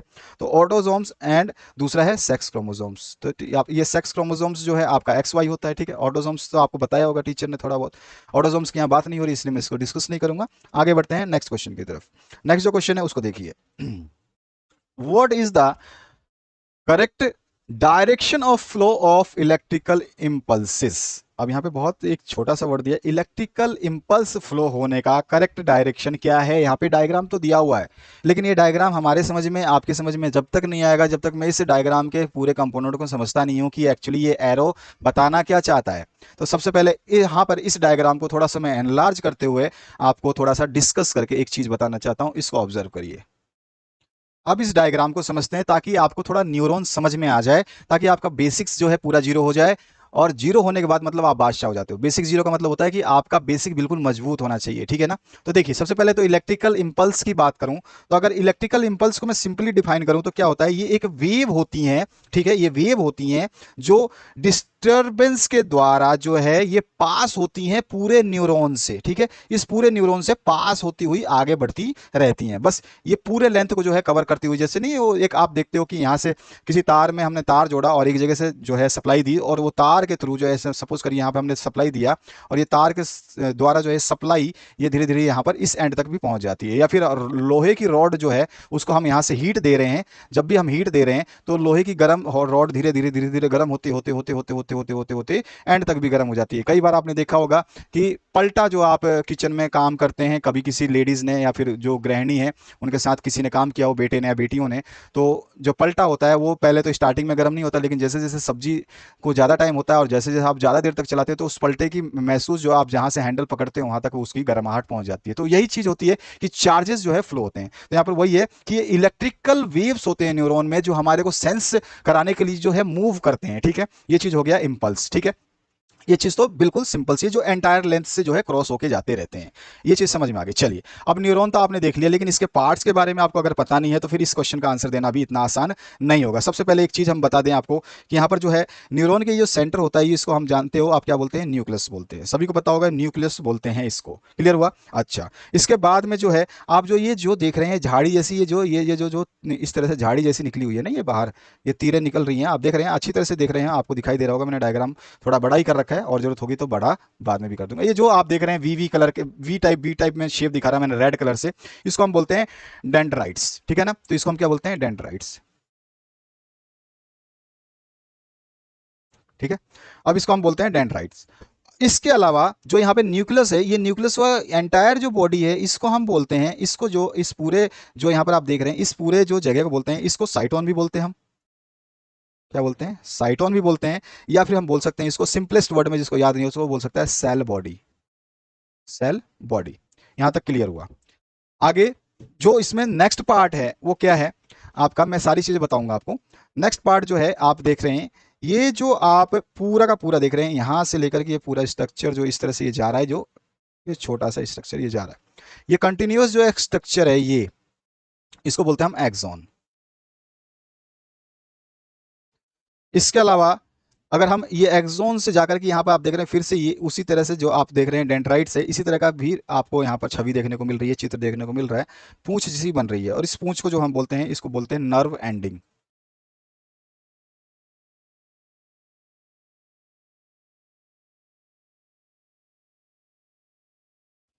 अब अगर इसका डायग्राम को थोड़ा सा और बड़ा कर लूं मैं आपके लिए, तो थोड़ा सा समझने की कोशिश करना, क्योंकि काफ़ी ज़्यादा आपको समझाने की कोशिश करूँगा यहाँ पर, तो आपका डाउट जो है पूरा क्लियर हो जाए। अब देख रहे हैं आप यहाँ पर एक छोटे छोटे आप ये पार्ट देख रहे हैं, ये इस तरह का येलो कलर कर रहा हूँ मैं, आप देख रहे हैं ये पार्ट एक्सोन 2 आप देख रहे हैं। एक्सोन, ये वाला जो एक्सोन है ये पूरा का पूरा आपके यहाँ बीच बीच में आपको एक्सोन का जो है थोड़ी थोड़ी सी जो है कुंडलियां दिखाई दे रही है, कट जो यहाँ पे कनेक्टेड है, ठीक है। एक्सोन पूरा कंटिन्यूअस जा रहा है, और इसके बीच बीच में ये जो येलो कलर का मैं आपको ये बड़ा बड़ा पार्ट जो दिखा रहा हूँ, टुकड़े दिखा रहा हूँ, जो ये जो है ये क्या कहलाते हैं हमारे, इनका पता होना जरूरी है। तो इसको बोलते हैं मेलिन सीथ।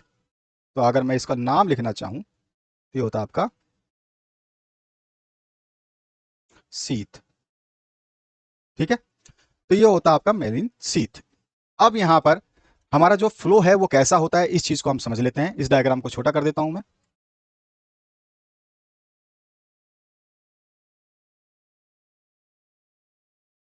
आप देख सकते हैं यहां पर सिंपली जो है आपका जो फ्लो होगा वो कैसे होगा, तो मैं आपको पहले ही बता चुका हूं कि जब आपको डायग्राम समझ में आ जाएगा तो आपको ज्यादातर आपके टेंशन, जो आपका टेंशन है या फिर आपको कोई प्रॉब्लम है ना, वो चीजें क्लियर हो जाएंगी। तो हमारा जो इलेक्ट्रिकल इंपल्स है वो हमारा सेंस करता है सबसे पहला डेंड्राइट्स। क्या करता है, ये रिसीवर है, ये क्या काम करता है, एज ए रिसीवर काम करता है। ये क्या करता है, एज ए रिसीवर काम करता है, ठीक है। तो हम कह सकते हैं ये क्या है, आपका रिसीवर है, ठीक है।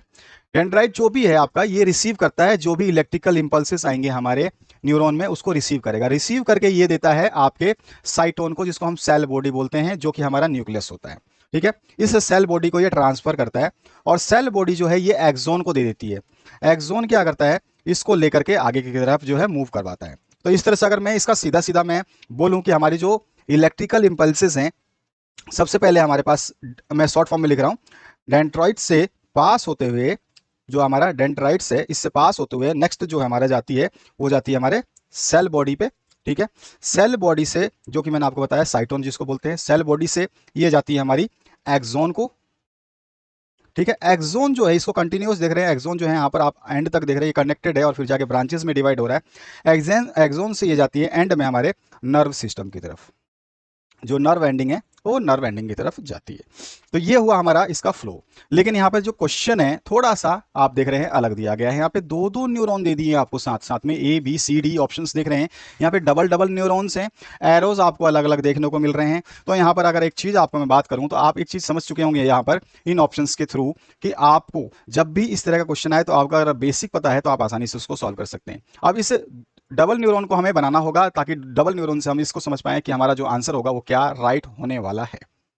तो आंसर फाइंड आउट करने के लिए हम लेते हैं डबल न्यूरॉन, जो कि आप नीचे देख सकते हैं। ये डायग्राम जो है डबल न्यूरॉन का है, एक न्यूरॉन पहले जुड़ा हुआ है, फिर दूसरा न्यूरॉन इसके बाद में।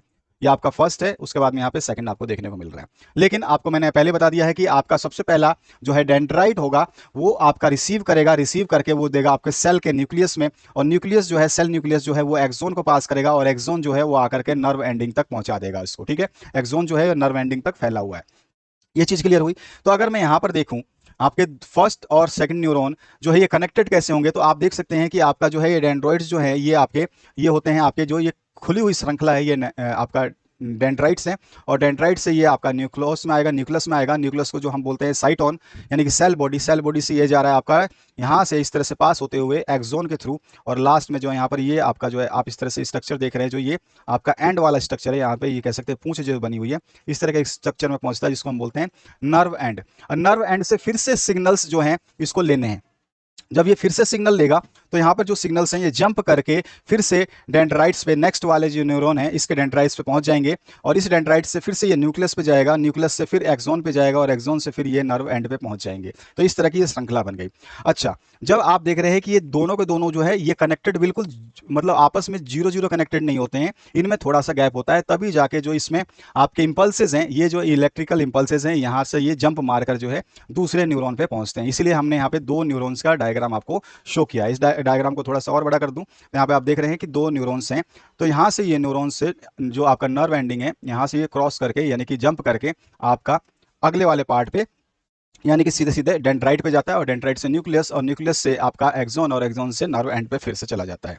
तो अगर हम इस डायग्राम को समझ चुके हैं तो यहाँ पर मैंने आपको एक चीज़ बताया कि इन दोनों में यहाँ पर थोड़ा सा गैप देखने को मिलता है, जहाँ से इस गैप को जंप करके जो है आपके इलेक्ट्रिकल इंपल्स जाते हैं। और इसी गैप को बहुत अच्छी तरीके से आप जानते हैं, छोटा सा गैप होता है जिसको हम फाइन गैप के नाम से जानते हैं। और आपने बहुत बार क्लासेस में सुना होगा कि फाइन गैप्स के नाम से एक चीज़ मशहूर है जिसको हम बोलते हैं सिनेप्स।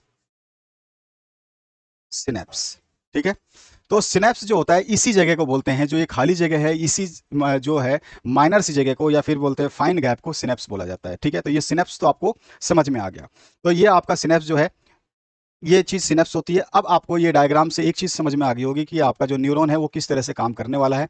तो अगर मैं अब डायग्राम के आंसर्स को देखूं या ऑप्शंस को देखूं तो यहाँ पे सिंपली देखिए, सबसे पहला आपको देखना है कि हमारा जो है डेंड्राइट से ये किस तरह से फ्लो हो रहा है। डेंड्राइट से सेल की तरफ फ्लो हो रहा है, यानी कि सेल बॉडी की तरफ फ्लो हो रहा है, फिर साइटोन। तो यहाँ पर अगर मैं डायग्राम्स 4 ऑप्शंस देखूं तो यहाँ पर देखिए, यहाँ पे जो एरो है ये आपके नर्व एंडिंग की तरफ से दिखा रहा है, तो ये फ्लो तो गलत हो गया। आपको बताया है कि जो फ्लो है ये इस तरफ से रहेगा, ऐसे जा रहा है हमारा फ्लो, इधर से चल रहा है और इस तरह से चलेगा, ठीक है। तो यहाँ पर तो पहला ऑप्शन आप देख रहे हैं कि इसमें एरो ही गलत दिखाया है, तो पहला ऑप्शन ए ऑप्शन करेक्ट नहीं है, गलत हो गया। बी ऑप्शन की बात करें तो बी ऑप्शन में भी आप देख रहे हैं कि ये टेल एंड से, यानी कि नर्व एंडिंग से ही यहाँ पर भी फ्लो दिखा रहा है, तो ये भी आपका गलत हो गया। इसके बाद सी सेक्शन में देखते हैं, तो सी सेक्शन में आपका यहाँ से बिल्कुल ये चीज़ तो सही दिखा रहा है कि यहाँ से आपका इससे रिसीव कर रहा है, ये रिसीवर है।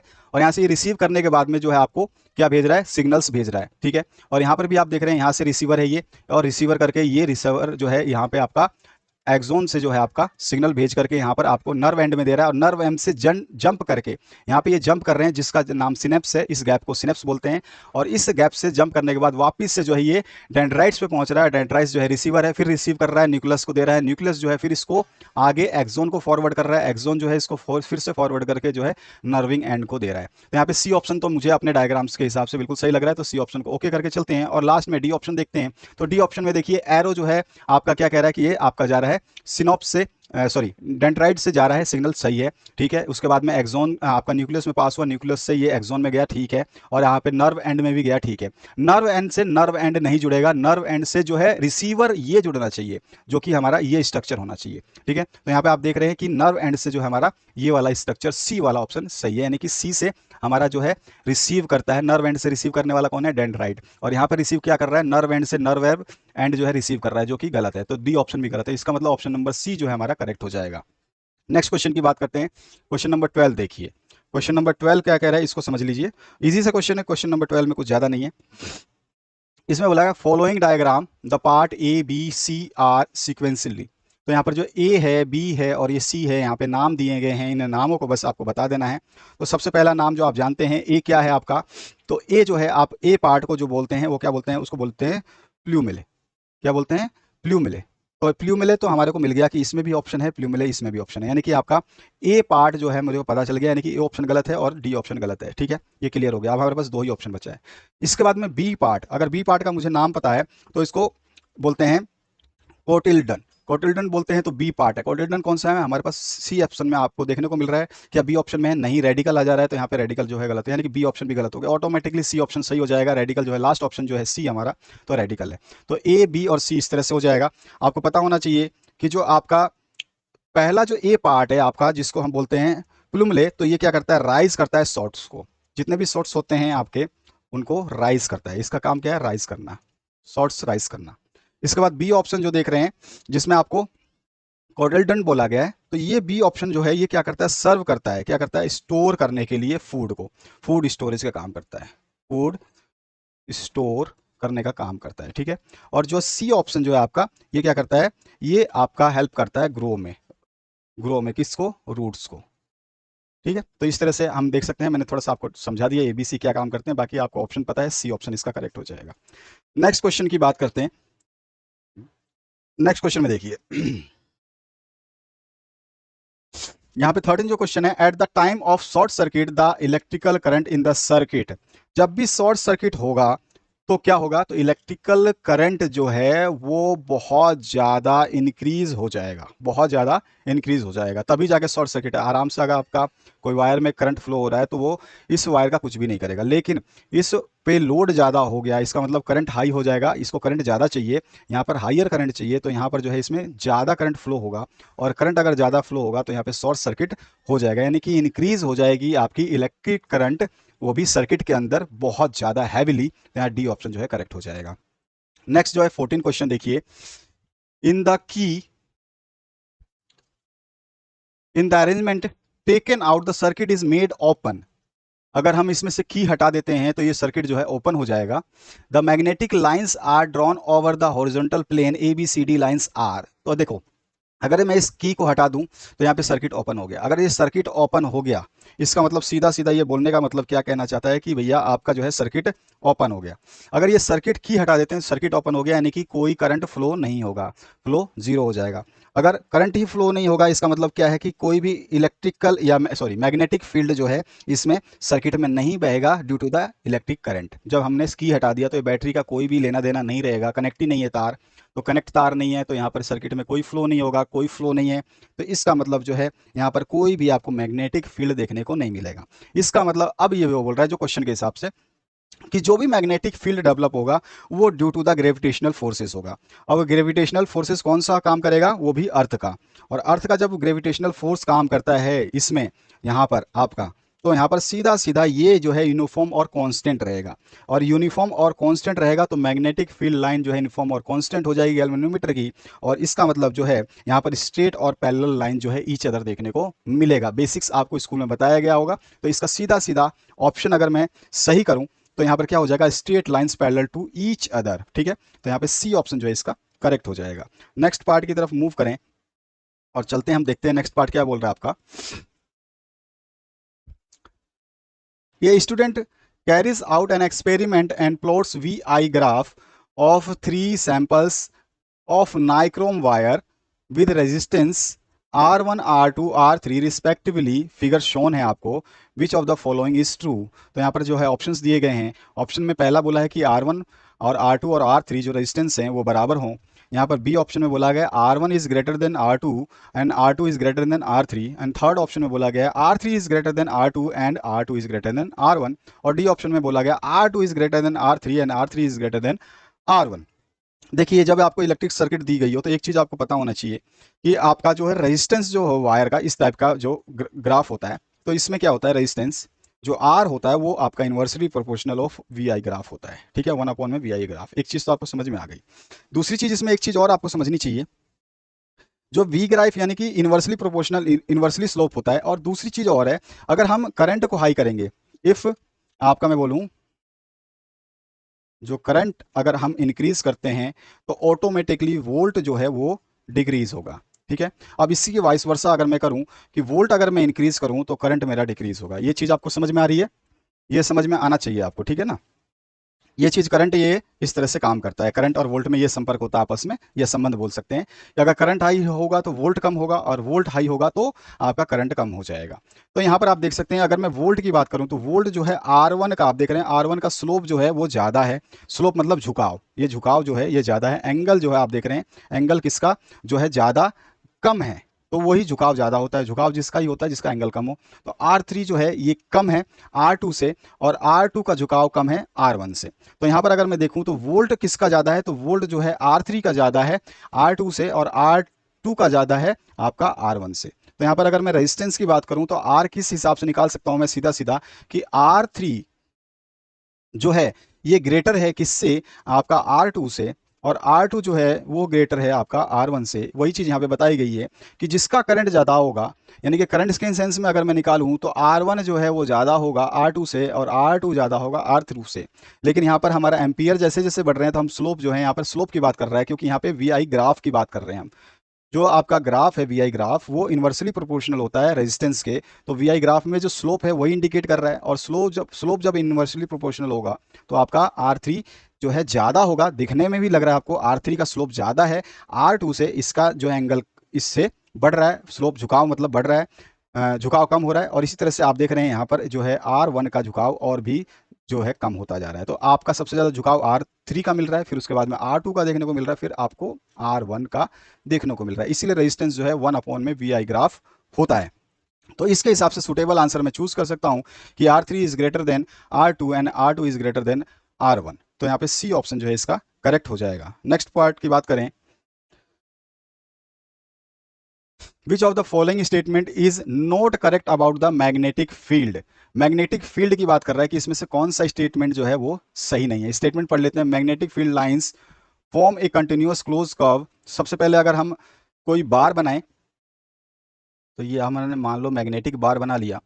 अब इस बार में आपको पता है कि आपका जो है एक नॉर्थ पोल होता है और एक आपका साउथ पोल होता है। ये चीज़ समझ में आ गई आपको। आप सभी को पता है कि मैग्नेट में जो है सारे के सारे मैग्नेटिक फील्ड जो है नॉर्थ पोल से बाहर निकलते हैं। ठीक है, इस तरह से निकलते हैं ये नॉर्थ पोल से सारे के सारे, और जो है साउथ पोल में ये एंटर करते हैं। साउथ पोल में आपके एंटर करते हैं, और जब ये नॉर्थ पोल से निकलते हुए साउथ पोल की तरफ ट्रैवल किया जाता है इनके द्वारा, तो इस तरह से ये मैग्नेटिक फील्ड लाइंस जो हैं इस तरह से आपको देखने को मिलेंगी। इसी तरह से अगर मैं नीचे की बात करूं तो यहाँ पर भी आपका ये नॉर्थ से निकलते हुए इस तरह से आपका साउथ में जाके ये ट्रैवल करते हैं।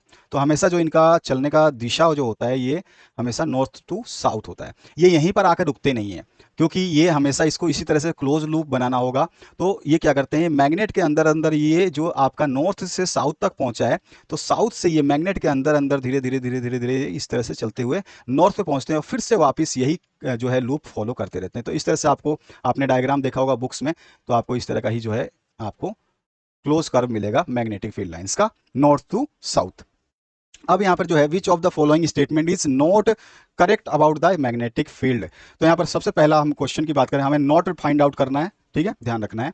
तो मैग्नेटिक फील्ड लाइंस फॉर्म ए कंटिन्यूअस क्लोज कर्व, तो यस, हम यहाँ पे डायग्राम के हिसाब से भी बता सकते हैं कि ये कंटिन्यूअसली क्लोज कर्व फॉर्म करती हैं। तो ये ऑप्शन तो बिल्कुल सही है। हमें तो नॉट बताना है, नॉट वाले को हम काट देंगे, जो हमारा ऑप्शन सही होगा।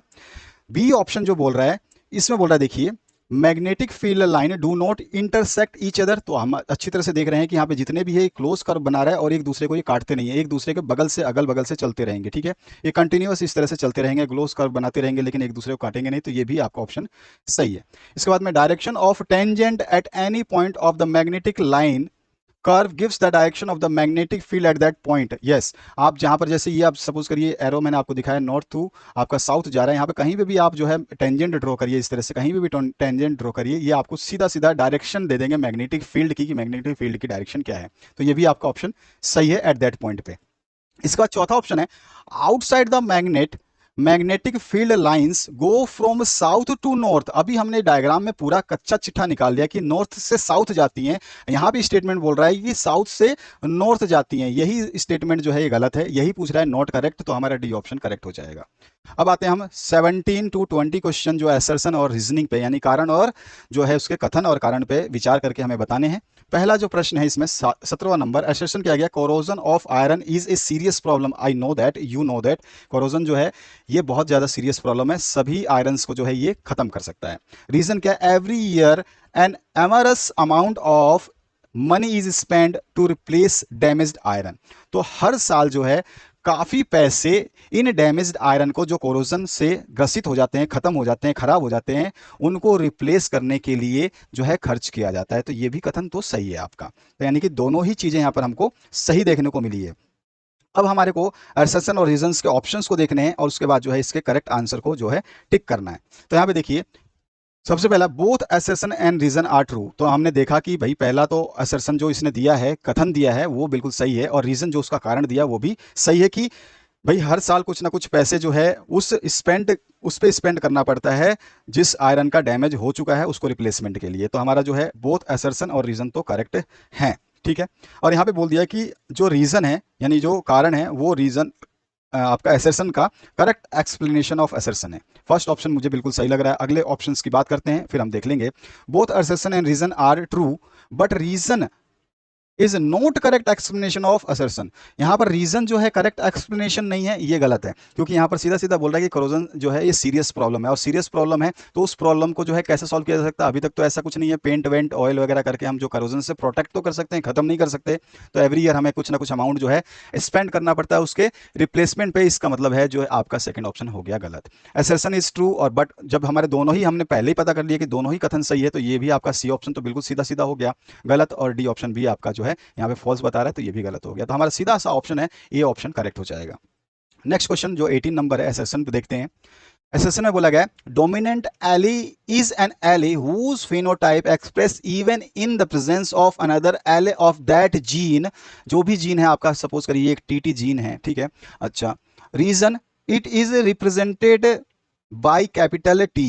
कैपिटल टी से तो रिप्रेजेंट होता है।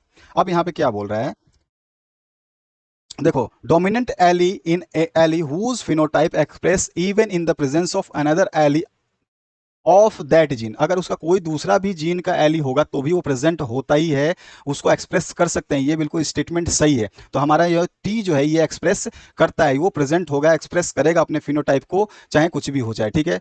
तो यहाँ पर तो ये टी वाला ऑप्शन जो हमारा फर्स्ट ऑप्शन करेक्ट है। लेकिन जो है ये बोल रहा है reason it is represented by a capital letter T, तो ये भी सही है। लेकिन क्या ये रीजन सही है कि डोमिनेंट एली जो है वो फिनोटाइप को एक्सप्रेस करता है चाहे वो प्रेजेंस ऑफ अनदर हो?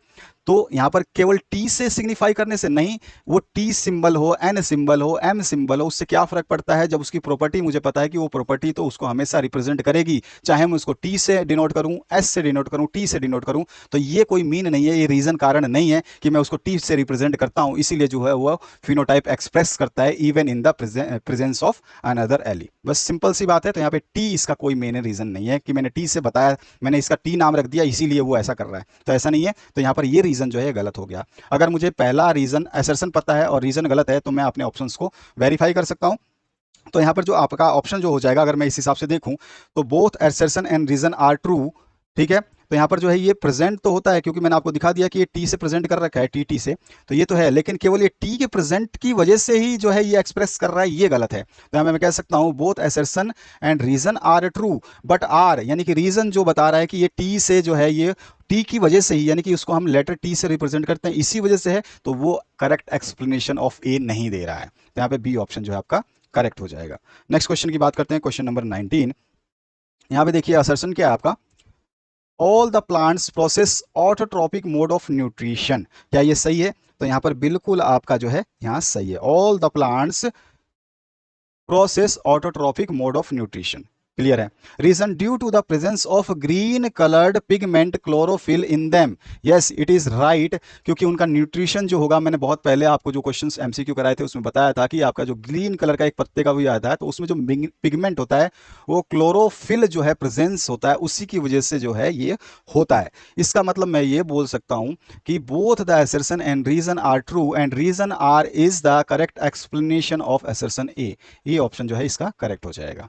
नेक्स्ट पार्ट जो है उसको डिस्कस करते हैं, लास्ट एमसीक्यू है, इसके बाद हम जो बड़े क्वेश्चन उसकी बात करेंगे। The magnetic field produced by A current carrying solenoid is independent of its length and cross sectional area. तो यहां पर जो असर्शन दिया है ना, अगर आपको ध्यान से स्कूल में पढ़ाया गया होगा, क्लासेस आपने थोड़ी सी भी ढंग से अटेंड करी है, तो ये बिल्कुल सही बात है। The magnetic field produced by a current carrying solenoid is independent, is independent. कोई भी मैग्नेटिक फील्ड लाइंस जो है वो इंडिपेंडेंट होती है लेंथ या फिर उसके एरिया से। ये स्टेटमेंट बिल्कुल सही है, उसको उसके लेंथ से उसके एरिया से कोई लेना देना नहीं है, मैग्नेटिक फील्ड जो है प्रोड्यूस होगा वो तो होगा ही। इसके बाद में reason the magnetic field inside solenoid is uniform, ये भी स्टेटमेंट सही है, लेकिन यहां पर थोड़ा सा इसमें कमी छोड़ दी गई है कि इसमें जो बोला गया है द मैग्नेटिक फील्ड लाइंस जो है या field inside the solenoid is uniform anywhere. अगर इसमें लिख देता है anywhere and at any point in the same direction is same, तो ये हो जाता आपका बिल्कुल करेक्ट एक्सप्लेनेशन। तो यहाँ पे करेक्ट ना देते हुए थोड़ा सा आपको जो है विचलित किया गया है, घुमाया गया है, आपके दिमाग को परखा गया है कि आपने जो पढ़ा है वो काफी ढंग से पढ़ा या नहीं पढ़ा। तो यहाँ पर हम कह सकते हैं कि मैंने आपको बताया रीजन तो सही है, लेकिन इसका एक्सप्लेनेशन जो है ये गलत है। ये सही है रीजन, लेकिन टोटली एक्सप्लेनेशन जो है ये गलत है। टोटल एक्सप्लेनेशन नहीं किया गया है, लेकिन रीजन ये सही है। रीजन सही भी है लेकिन एक्सप्लेन सही नहीं है। ऊपर वाला असर्शन आपका सही है। तो अगर मैं इसके हिसाब से बात करूं तो मैं सीधा सीधा कह सकता हूं both assertion and reason are true. ठीक है, मैंने कहा कि आपका रीजन भी और सेशन भी सही है, लेकिन जो रीजन है वो एक्सप्लेन नहीं कर रहा है, क्योंकि इसमें each and every point in the same direction को मेंशन नहीं किया गया है। तो R is not the correct explanation of A. ठीक है, तो आपका बी ऑप्शन जो है इसका करेक्ट हो जाएगा। तो इस तरह से आप जो है इसका आंसर दे सकते हैं। अगर मैं चाहूं तो आपको एक डायग्राम दिखाता हूं। इस डायग्राम में आप देख रहे हैं एक छोटा सा जो है मैग्नेटिक फील्ड जो है, एक सोलोनॉइड दिखा दिया। कई बच्चों को सोलोनॉइड नहीं पता होता है। तांबे के तार को लेकर के इससे तरह से आप घुमाते हुए एक जो है बना सकते हैं, ये सोलोनॉइड कहलाता है। इसमें भी वही मैग्नेटिक वाला ही काम होता है, जिसमें आपका एक हम पोल मान सकते हैं जिसको नॉर्थ मान लेंगे और एक को हम साउथ मान लेंगे। और जो है आपका ट्रैवल जो करेगा मैग्नेटिक फील्ड वो सेम टू सेम जैसे मैग्नेट में फ्लो करता है नॉर्थ टू साउथ, तो वो इस तरह से ही फ्लो करेगा। एक तरफ से निकलता है आपका, यहाँ से निकलेगा, और जो है इस तरह से आपका इधर से भी आपका नॉर्थ पोल से निकलेगा और साउथ में जाके एंटर कर जाएगा। ठीक है, तो इस तरह से, और ये फिर अंदर ये साउथ से ट्रैवल करते हुए नॉर्थ पे वापस जाता है और फिर ये कंटिन्यूस करता रहता है। इसीलिए जो है हम इस तरह के कर्व्स जो हैं आपके डायग्राम आपने मैग्नेटिक के बहुत देखे होंगे, टीचर्स ने बहुत सारे आपको इस तरह के डायग्राम तो बताए होंगे, लेकिन ये कर्व कैसे फॉलो हो रहा है, ये कंटिन्यूस कर्व क्यों बनता है, क्योंकि ये सोर्स जो साउथ डायरेक्शन है, यहाँ पर आने के बाद ये magnetic field lines inside the magnet या इनसाइड द मैग्नेटिक फील्ड जो है नॉर्थ को ट्रैवल कर जाती हैं, फिर से ये क्लोज कर्व या क्लोज लूप बनाती हैं। तो ये सोलोनॉइड है। अब इसमें आप देख सकते हैं कि इसमें बोल रहा है कि ये पूरा सोलोनॉइड है, इसके किसी लेंथ पे, चाहे कितना भी लेंथ बड़ा हो, इस पे डिपेंड नहीं करेगी। चाहे इसका सोलोनॉइड इतना छोटा सा आपने बना रखा हो या फिर आपने सोलोनॉइड इतना बड़ा बना रखा हो, उससे कोई फर्क नहीं पड़ेगा उसके एरिया से। बस इसमें जो है रीजन दिया magnetic inside the solenoid is uniform. Yes, ये जो है पूरा का पूरा यूनिफॉर्म होता है इसके अंदर, लेकिन ईच एंड एवरी पॉइंट जो है इस डायरेक्शन में, यहाँ पर भी, यहाँ पर भी, इस जगह पे भी, इस जगह पे भी, इस कोयल के इस जगह पे, इस जगह पे, एंटायर द कोयल जो है ये आपका जो है डिस्ट्रीब्यूटर रहता है सेम डायरेक्शन में। ठीक है, तो ये चीज इसमें मेंशन नहीं की, each and every point in the same direction, यही इसका बस एक गलत कथन में जो है कमी रह गई। इसीलिए हमने जो है इसको करेक्ट एक्सप्लेनेशन नहीं माना है। तो यहाँ पे बी ऑप्शन जो है इसका करेक्ट हो जाएगा। अगला जो पार्ट है इसको हम डिस्कस करते हैं, जिसमें आपके वर्णनात्मक प्रश्न आ गए हैं। सेक्शन बी की तरफ मूव कर चुके हैं, जिसमें हमारे राइटिंग के क्वेश्चंस आएंगे। सबसे पहला जो सेक्शन बी है इसको डिस्कस करते हैं। इसमें देखिए, a metal is treated with dilute H2SO4। Dilute H2SO4 है कोई, उसके साथ में आपका जो है मेटल उसको ट्रीट कर रहे हैं। ठीक है, हाइड्रो आपका जो है यहाँ पे सल्फ्यूरिक एसिड दिया गया है, और the gas evolve is collected by method shown in the figure. यहाँ पे एक मेथड दिया गया है, आप देख सकते हैं इस डायग्राम को थोड़ा सा, तो ये देख सकते हैं।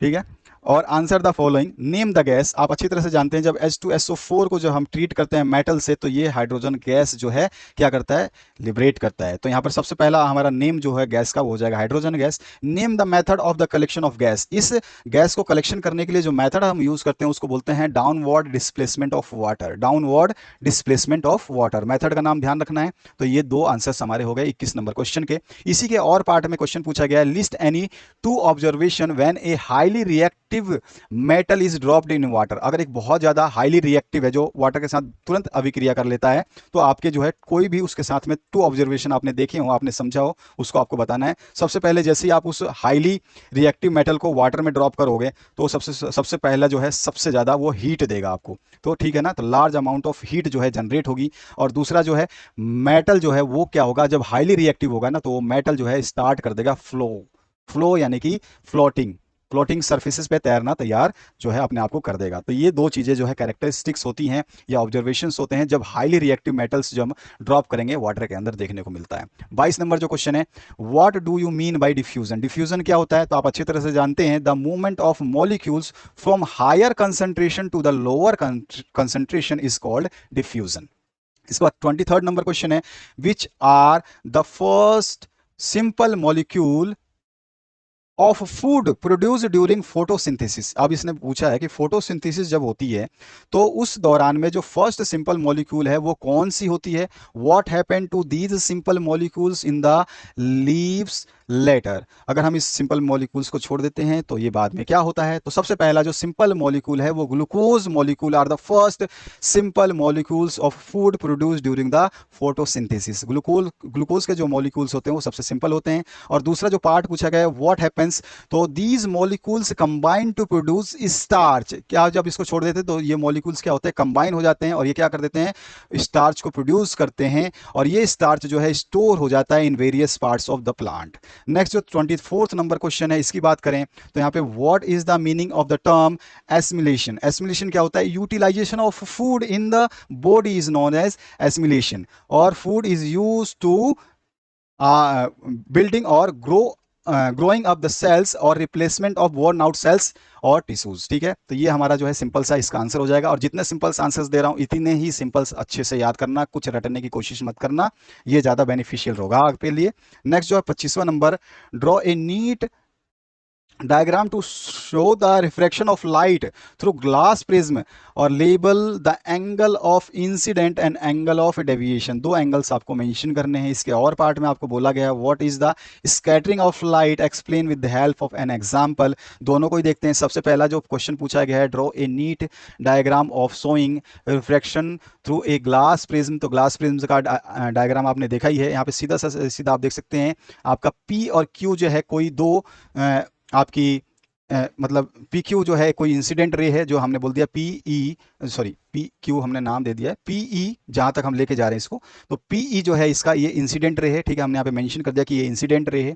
और इंसिडेंट रे जो है आपका जब प्रिज्म के आपके सरफेस पे जब टच होती है तो ये रेयरर से डेंसर मीडियम में जाएगी। तो ये आप जानते हो कि ये जो अभिलंब होती है, यानी कि जो 90 डिग्री वाला जो आपका होता है, इससे क्या होती है, इसकी तरफ दूर जाती है, पास आती है तो इसके तरफ की तरफ मुड़ती है, इसकी तरफ की तरफ मुड़ती है, यानी कि नॉर्मल के टुवर्ड्स मुड़ती है। और यहाँ पर जो है आई जो एंगल है वो रिप्रेजेंट करता है आपका एंगल ऑफ इंसिडेंट। ठीक है, आपको ध्यान देना है कि आपसे पूछा क्या है, इंसिडेंट को पूछा है और डेविएशन को पूछा है। दोनों चीज हम मेंशन कर देंगे और बाकी और भी मेंशन कर दूंगा ताकि ये डायग्राम जो है आपको क्लियर हो पाए। इसके बाद जो है ई से एफ जो है, ये अंदर जो ग्लास प्रिज्म के आप देख रहे हैं रेड कलर की लाइन ई टू एफ, ई से लेके एफ तक जो जा रही है ये आपका रिफ्रैक्ट हो रही है। ठीक है, इंसिडेंट तो जो बाहर से आके आपतित किरण जिसको बोला, आके टकराई और उसके बाद में रिफ्रैक्ट हुई, यानी कि यहाँ से ये परिवर्तित हुई, अपवर्तित हुई, और इसको बोला हमने रिफ्रैक्टेड रे। और इसमें जो ये एंगल है ये आर से डिनोट किया गया, यही है एंगल ऑफ रिफ्रैक्शन। ठीक है, इसके बाद में ये एंगल जो है आपका आ करके, ये वाली लाइन जो है आ करके सरफेस पे, ग्लास प्रिज्म के आउटर सरफेस पे हिट किया उसने।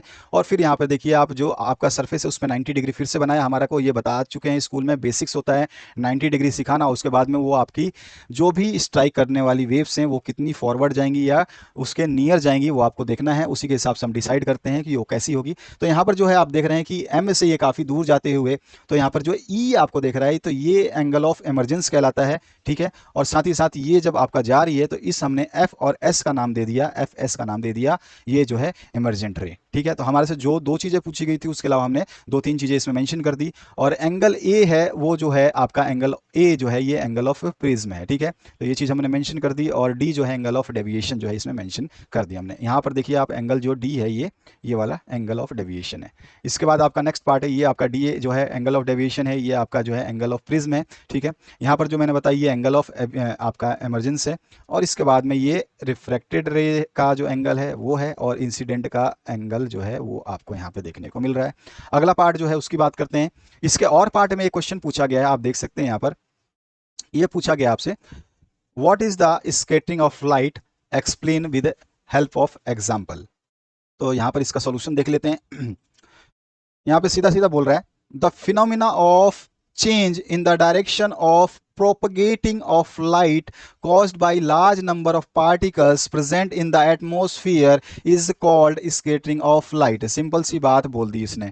जो फिनोमिना है वो किसी भी लाइट के आने के दौरान या जाने के दौरान उसके पार्टिकल के अंदर या पार्टिकल के द्वारा उसके जो है थोड़े से बिखरने की प्रक्रिया को दिखाती है, वही चीज हमारी जो है स्कैटरिंग ऑफ लाइट होती है। बहुत ही सिंपल लैंग्वेज में, देसी भाषा मैंने आपको बताया। इसका एग्जांपल अगर आप देखते हैं, the path of a beam light becomes visible through a colloidal solution due to the scattering of light. आप जो है सीधा पानी में लीजिए, इस तरह से पानी लीजिए ग्लास में, ठीक है, इसमें पानी लीजिए और इसके तरफ अगर आपके पास लेजर लाइट टाइप में है, कोई ऐसी लाइट है जो बहुत ही स्ट्रिक्ट लाइट जो देती है, तो इसके अंदर जो है आप सीधा सीधा यहाँ पे लाइट रखिए, लेजर लाइट, और इसको यहाँ से करिए। आपको यहाँ से जो है इस तरह से लाइट जाती हुई नहीं दिखाई देगी अगर आपका ये साफ पानी यानी कि न्यूट्रल वाटर है और अच्छा पानी है, ठीक है। तो अगर आप इसी पानी में जो है आप यहाँ पे क्या करिए, अब दूध मिला दीजिए। इसमें दूध मिला के आपने रख दिया और वापस से वही आप जो आपने बीम जो लाइट सोर्स ले रखी है, चाहे आपने लेजर लाइट ले रखी है, उसको रखिए। तो यहाँ पर जब आप देखेंगे तो यहाँ पर जो आप देखेंगे तो इस तरह की एक आपको थोड़ा सा मोटा सा एक लाइन यहाँ से उस लाइट की जाती हुई दिखाई देगी, जिसको हम बोलते हैं स्कैटरिंग, फैलाव, ठीक है। तो इसी को हम स्कैटरिंग बोलते हैं। और वो क्यों होता है? Due to the presence of the particle of in the solution, ठीक है। अब इस सॉल्यूशन के अंदर जो पार्टिकल है मिल्क मिलाने से, उसकी वजह से स्कैटर होने लग गए, फैलने लग गए। इसके बाद आते हैं हम नेक्स्ट पार्ट की तरफ, जो आपका 26 नंबर क्वेश्चन है। इसमें देखिए, इसमें पूछा what will happen to the garbage and dead animals and plants in absence of micro organism. अगर माइक्रो ऑर्गेनिज्म नहीं होंगे तो आपका जो गार्बेज है, कूड़ा करकट और एनिमल्स जो हैं मरे हुए, उनका क्या होगा अगर ये नहीं होंगे? तो बहुत सिंपल सा है, आप भी जानते हैं क्या नहीं होगा। The garbage and dead plants and animals will not be decomposed if there are no decomposer. अगर आपका जो माइक्रो ऑर्गेनिज्म नहीं होंगे तो ये डिकम्पोजर का काम करते हैं। अगर यही नहीं होंगे तो वो डिकम्पोज ही नहीं होगा, वो जल्दी से गलेगा ही नहीं, मिट्टी में मिलेगा नहीं, ठीक है। और जो है आपका जैसे बैक्टीरिया है, फंगी है, ये माइक्रो ऑर्गेनिज्म में काउंट किए जाते हैं, डिकम्पोजर की तरह ट्रीट किए जाते हैं, जो ये सब काम करने में, सड़ाने गलाने में मदद करते हैं। और जो बॉडी है वो जो है डिकेड नहीं होगी, कैन नॉट बी डिकेड, खत्म ही नहीं होगी, एब्सेंस ऑफ बैक्टीरिया और फंगस, ठीक है। और जो न्यूट्रिएंट्स हैं वो जो है रिसाइकल्ड नहीं हो पाएंगे। इस तरह से आप लिख सकते हैं। इसके बाद जो सेक्शन सी है उसकी बात करते हैं। यहाँ पर है state which of the following chemical reaction will take place और not give suitable reason of each. बहुत ही सिंपल सा क्वेश्चन है। यहाँ पर मैंने आंसर लिखा, आंसर पढ़ते ही आपको समझ में आ जाएगा। जिंक जो है आप जानते हो कि बहुत ज़्यादा रिएक्टिव है, सबसे ज़्यादा हाईली रिएक्टिव जिंक है, हाईली रिएक्टिव जिंक है। और जो है आपका आयरन जो है ये नॉट, जो मतलब कह सकते हैं कि in compare to the iron less reactive है। ये चीज समझ में आ गई। तो अब हम कह सकते हैं पहला पॉइंट जो है, the reaction will take place, first reaction जो है वो प्लेस करेगा, रिएक्शन होगी ही होगी, क्योंकि जिंक जो है वो मोर reactive than the copper, copper से ज्यादा रिएक्टिव है। ये क्लियर हुआ। देयरफॉर कैन डिस्प्लेस कॉपर, और ये डिस्प्लेस कर देगा कॉपर को। आप देख रहे हो जिंक जो है, ये जिंक क्या कर रहा है, इस कॉपर को डिस्प्लेस करके SO4 जो है जिंक सल्फेट बना रहा है, जहां की कॉपर सल्फेट दिया हुआ था, और ये जिंक सल्फेट बना रहा है। तो ये कॉपर जो है इसको, कॉपर को डिस्प्लेस कर देगा। सेकंड रिएक्शन की बात करें तो यहाँ पे आयरन के साथ में जिंक सल्फेट है जो कि आयरन सल्फेट दे रहा है, और Zn, ऐसा क्या पॉसिबल है? तो this reaction will not take place, क्योंकि मैंने आपको बता दिया है कि जिंक जो है ये आयरन से ज्यादा क्या है, रिएक्टिव है। तो जिंक जो है अपने आप को चेंज ही नहीं होने देगा, तो ये Fe जो है SO4 को ले ही नहीं पाएगा। इसका मतलब ये है कि ये लेस रिएक्टिव है than zinc, therefore it will not be able to displace, ठीक है। और थर्ड जो है ऑप्शन, जैसे जिंक है और ये फिर आपका फेरस सल्फेट के साथ में जो है, केवल जिंक सल्फेट नहीं, जिंक है जो फेरस सल्फेट के साथ में है, और यहाँ पे जिंक सल्फेट जो है वो हो जा रहा है, यानी कि जिंक क्या कर रहा है, फेरस यानी कि आयरन को डिस्प्लेस कर रहा है, क्योंकि ये मोर रिएक्टिव है। और ये पॉसिबल है क्योंकि हम पहले एग्जाम्पल में देख चुके हैं, जिंक जो है डिस्प्लेस कर सकता है वो, क्योंकि सबसे ज्यादा रिएक्टिव है। तो जिंक सल्फेट बन जाएगा और आयरन बन जाएगा। तो यहाँ पर हम कह सकते हैं this reaction will take place as zinc is more reactive than the iron, therefore this can be displace the iron from its aqueous solution. Next जो पार्ट है 28 नंबर, इसमें आपसे पूछा गया give the reason of the following. तो यहाँ पर जो है पहला, shining surfaces of metal become dull on exposure to air in moisture. आप जानते ही हैं कोई भी चमकीली चीज है आप मॉइस्चर या पानी में छोड़ देंगे, एयर में छोड़ देंगे, तो वो डिकम्पोज हो जाता है ड्यू टू द कोरोजन। तो metal surface corrode from the metal compounds, सीधी सी बात है, हम ड्यू टू कोरोजन भी लिख सकते हैं। सेकंड जो है, aluminium is extracted from its ore by electrolysis of molten ore. तो ये क्यों होता है? तो इसका रीजन आप जानते हैं कि एल्युमिनियम जो है ये वेरी रिएक्टिव मेटल है, इसीलिए इसको एक्सट्रैक्ट करने के लिए जो हम इलेक्ट्रोलाइसिस प्रोसेस को यूज करते हैं। थर्ड जो है, इसमें आपसे पूछा गया है gold is available in the native state, yes all the items that are unreactive और very very rare reactive found in native state, जिसमें आपका गोल्ड हो गया, आपका सिल्वर हो गया, प्लेटिनम हो गया, ये सारे के सारे कंपाउंड्स आ जाते हैं। अगला जो पार्ट है 29 नंबर, उसकी बात करते हैं। Mention the 3 kinds of cells present in the blood. Blood में आपको पता है ये 3 जो है सेल्स होते हैं, आपका WBC, RBC और platelets. Right the function of each, उसको भी लिख देंगे। इसके और पार्ट में with the help of diagram explain how exchange of gases occur in leaf A plant. Leaf plant में जो है एक्सचेंज ऑफ गैसेस कैसे होती है उसको भी हम डिस्कस करेंगे। सबसे पहले हम बात करते हैं जो आपका सेल्स प्रेजेंट होते हैं वो आपके ब्लड में, तो हमने बताया जैसे कि WBC होता है, RBC होता है और ब्लड प्लेटलेट्स होते हैं। सबसे पहले हम फंक्शंस की बात करते हैं, तो जो आपका WBC होता है वो उसका मेन फंक्शन होता है जो डिफेंस करता है बॉडी को अगेंस्ट एनी डिजीज और इन्फेक्शन से, ठीक है। दूसरा जो रेड ब्लड क्रॉप्सूल्स होते हैं RBC, जिनको हम बोल सकते हैं बाई कॉन्वेक्स सेल भी, तो ये स्मॉल बाई कॉन्वेक्स सेल जो है ये क्या करते हैं, जो आपका हीमोग्लोबिन होता है इसको जो है, इसमें जो हीमोग्लोबिन होते हैं ये ट्रांसपोर्ट करते हैं ऑक्सीजन को लंग से बॉडी के सेल्स में, और फिर कार्बन डाइऑक्साइड को बॉडी सेल्स से लंग में। और इसका जो थर्ड पार्ट हमारा जो है बचा ब्लड का, वो है ब्लड प्लेटलेट्स, जो है रिस्पॉन्सिबल करता है क्लॉटिंग के लिए, जो ब्लड इंजरी वगैरह चोट लग जाती है तो खून का थक्का जमा करके हमारे खून को बहने से उस जगह से रोकता है। इसके और पार्ट में जो ऑप्शन है, with the help of A diagram explain how exchange of gases occurs in leaf of A plant. देखिए यहाँ पे और पार्ट को मैंने सिंपली कर दिया है, बहुत सिंपल है, डेफिनेशन में समझाने की हर चीज को कोशिश की गई है। देखिए यहाँ पे जो tiny apertures called stomata are found in the surface of leaf, ठीक है। तो यहाँ पे जो सिंपली टाइनी जो भी हम लीफ का हमने डायग्राम बना दिया, और डायग्राम जब भी आपको पता है तो डायग्राम बनाना ही है, चाहे पूछे या ना पूछे एग्जामिनर, ये ध्यान रखना। तो जितने भी हमारे टाइनी जो आपके वो होते हैं हमारे लीफ में जो भी सर्फेसेस होते हैं, जो हमारे टाइनी एपरेचर्स होते हैं, उसी को हम स्टोमाटा कहते हैं, ठीक है। और ये फाउंड कहाँ होते हैं, सर्फेसेस ऑफ लीफ, कोई भी पत्ता होता है उसके सर्फेसेस पे होते हैं। O2 diffuses in through stomata and finds its way into cells of leaf. O2 जो है डिफ्यूज हो जाता है स्टोमाटा के थ्रू, और जो है ये अपना रास्ता खुद जो है सेल्स ऑफ लीफ में बना लेता है, और increase in the concentration of CO2, और जैसे ही कार्बन डाइऑक्साइड के कंसंट्रेशन में इंक्रीज होता है ओपन कर देता है स्टोमाटा, और जो CO2 है वो रिलीज हो जाता है एटमॉस्फेयर में। इस तरह से जो है छोटा सा काम जो है यहाँ पर होता है। अगर आप इसको समझाना चाहते हैं तो इसी 2 लाइनों से समझा देना, और साथ ही साथ इस डायग्राम को बनाना बिल्कुल मत भूलना, ताकि एग्जामिनर की हिम्मत भी ना हो कि आप के नंबर काट के छोड़ दे, ठीक है। एक भी नंबर नहीं कटेंगे आप इस चैनल से अगर पढ़ रहे हैं तो। हम जो सॉल्यूशन देंगे वो बेस्ट से बेस्ट, बोलते क्वालिटी कंटेंट मटेरियल्स, ठीक है। चलिए आगे बढ़ते हैं नेक्स्ट क्वेश्चन में। यहाँ पे आप देख सकते हैं जो मैंने थोड़ा रिप्रेजेंट कर रखा है पार्ट्स को, तो यहाँ पर जो ये खाली वाला हिस्सा है जो है आपको इसको सहायक कोशिका या सब्सिडरी सेल बोलते हैं, ठीक है। द्वार कोशिकाएं जो ये गोल गोल से आइटम्स आप देख रहे हैं यहाँ पर प्रेजेंट किया गया है व्हाइट व्हाइट कलर में, इसको गार्ड सेल्स बोलते हैं, ठीक है। और इसके बाद में रंध्र छिद्र जो है, ये सेंटर वाला जो पार्ट है आप देख रहे हैं, इसको रंध्र छिद्र यानी कि स्टोमाटल एपरेचर बोलते हैं, ठीक है। और एपिडर्मल सेल जो है ये आपका ये बाहर वाला जो पार्ट है, ये वाला एपिडर्मल सेल या अधिचर्म कोशिकाएं भी बोलते हैं। इसको हिंदी में मैंने लिख दिया था ताकि थोड़ा बच्चे जो कंफ्यूज होते हैं उनको ना हो।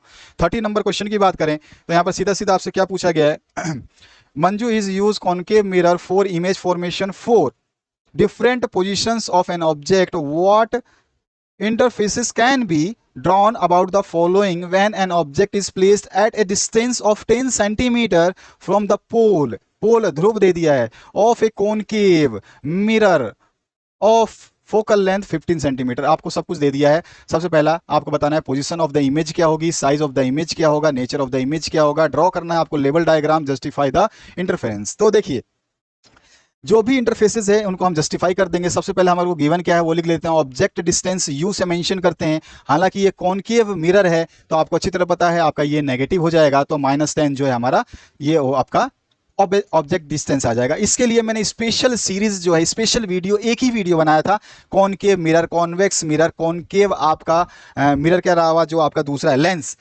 कॉनकेव लेंस और कॉन्वेक्स लेंस, यानी कि लेंस आप लेंस की बात करें या फिर मिरर की बात करें, ठीक है, चाहे वो कोई सा भी मिरर हो, प्लेन मिरर हो, कॉनकेव हो, कॉन्वेक्स हो, इस सभी के फिनोमिना, सभी के डायग्राम कैसे बनते हैं, नेचर कहाँ कैसा होगा, ऑब्जेक्ट कहाँ रखेंगे तो कैसा बनेगा, पूरा मैंने ऐसे बनाया ना जैसे कि आप 5वीं क्लास के अगर बच्चे हैं तो वो भी समझ जाएंगे। तो उस वीडियो को जरूर देख लेना, ऑलरेडी मैंने बना दिया है उसको।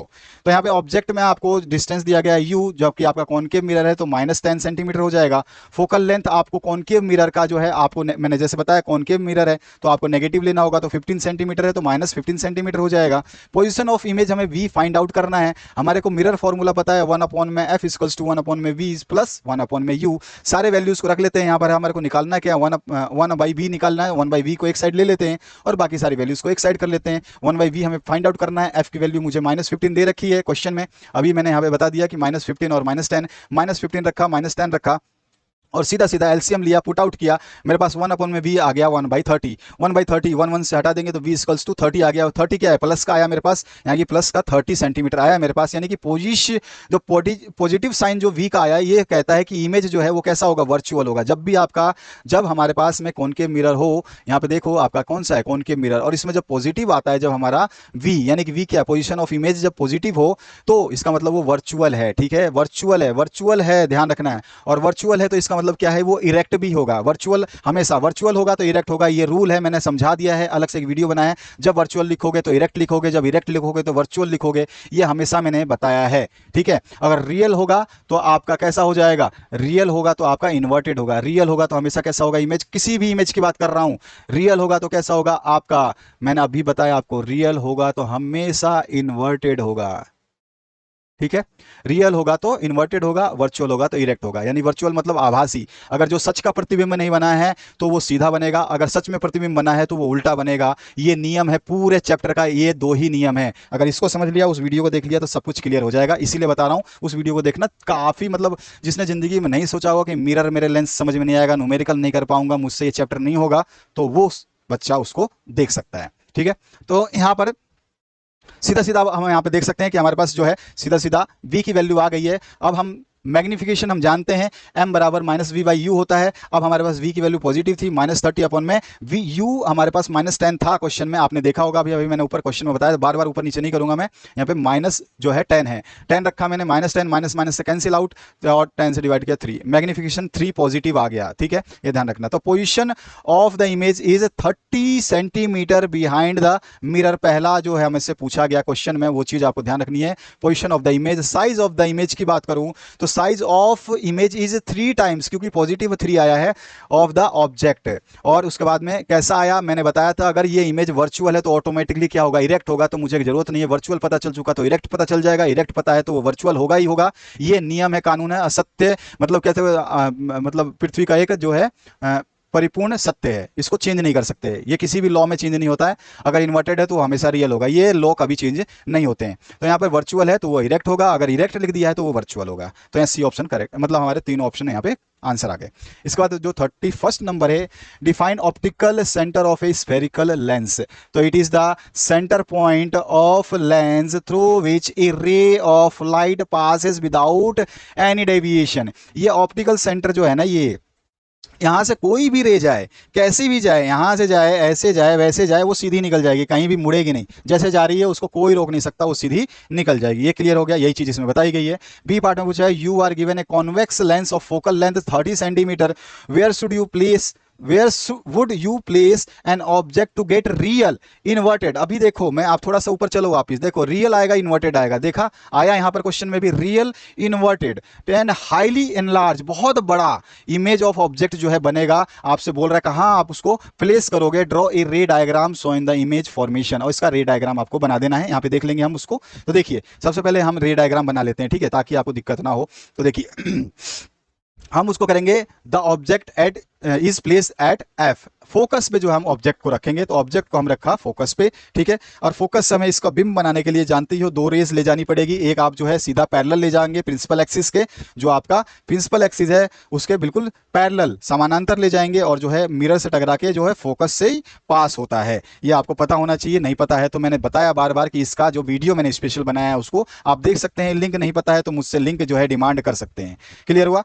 इसके बाद में आप दूसरा जो है यहाँ पे सीधा सीधा ऑप्टिकल सेंटर से निकालिए, और दोनों जो है पास हो जाएंगे। अब ये दोनों पास होते होते ये चले जाएंगे बहुत दूर कहीं इन्फिनिटी पे, और इसने बोला भी क्या है कि इन्फिनिटी पे जो रेज कहीं नहीं मिलती है वो जाके कहीं ना कहीं इन्फिनिटी पे जरूर मिलेंगी। इन्फिनिटी पे मिलेंगी तो कैसा होगा, बहुत बड़ा इमेज बनेगा। तो हाईली इनलार्ज तो बन गया, ठीक है। और जब इन्फिनिटी पे बनी है, यानी कि हमने मिलाया नहीं, यहाँ पे जो है ऑब्जेक्ट से ये रे मैंने डाली, ऑटोमेटिकली यहाँ से ट्रांसफर होकर चली गई। ठीक है, यहाँ से भी मैंने रे डाली, ऑटोमेटिकली यहाँ से ट्रांसफर होकर चली गई, मुझे इसको लेके कहीं नहीं जाना पड़ा, घुमाना नहीं पड़ा। इस चीजों को आप जब समझेंगे जब वो वीडियो वीडियो देखेंगे। अभी तो मैं आपको इसमें एक्सप्लेन थोड़ा ही कर रहा हूँ, तो इनको मेरे को घुमाना नहीं पड़ा, यानी कि मुझे अगर कोई बिंब यानी इमेज बनाने में कोई मेहनत नहीं करनी पड़े तो वो बिन हमेशा जो है वो रियल बनेगी। ठीक है, अपने आप जो चीज़ें बनेगी वो रियल बनेगी, जो हमें बनानी पड़ेगी वो बन जाएगी आपकी इमेजिनरी, जिसको हम क्या बोलते हैं, रियल की जगह क्या बोलते हैं, वर्चुअल। ठीक है, तो वर्चुअल नहीं बनेगी क्योंकि ये खुद बन रही है, जब खुद बनती है तो उसको हम रियल बनते हैं, और जो भी रियल इमेजेस बनेंगी, जब मुझे पता है कि वो रियल इमेज है तो ऑटोमेटिकली क्या होगी, वो इन्वर्टेड होगी, जो कि यहाँ पे लिखा हुआ है वो इन्वर्टेड होगी ही होगी। क्लियर हुआ। सी पार्ट की बात करें, ए concave lens has a focal length of 20 centimetre, at what distance should an object be placed so that it forms an image at 15 centimetre away from the lens. अब आपको बताया कि एक concave lens है जो उसकी फोकल लेंथ जो है आपको 20 सेंटीमीटर दे रखी है, किस डिस्टेंस पे उसको ऑब्जेक्ट को रखें कि वो फॉर्म करे एक image of 15 centimetre away from the lens.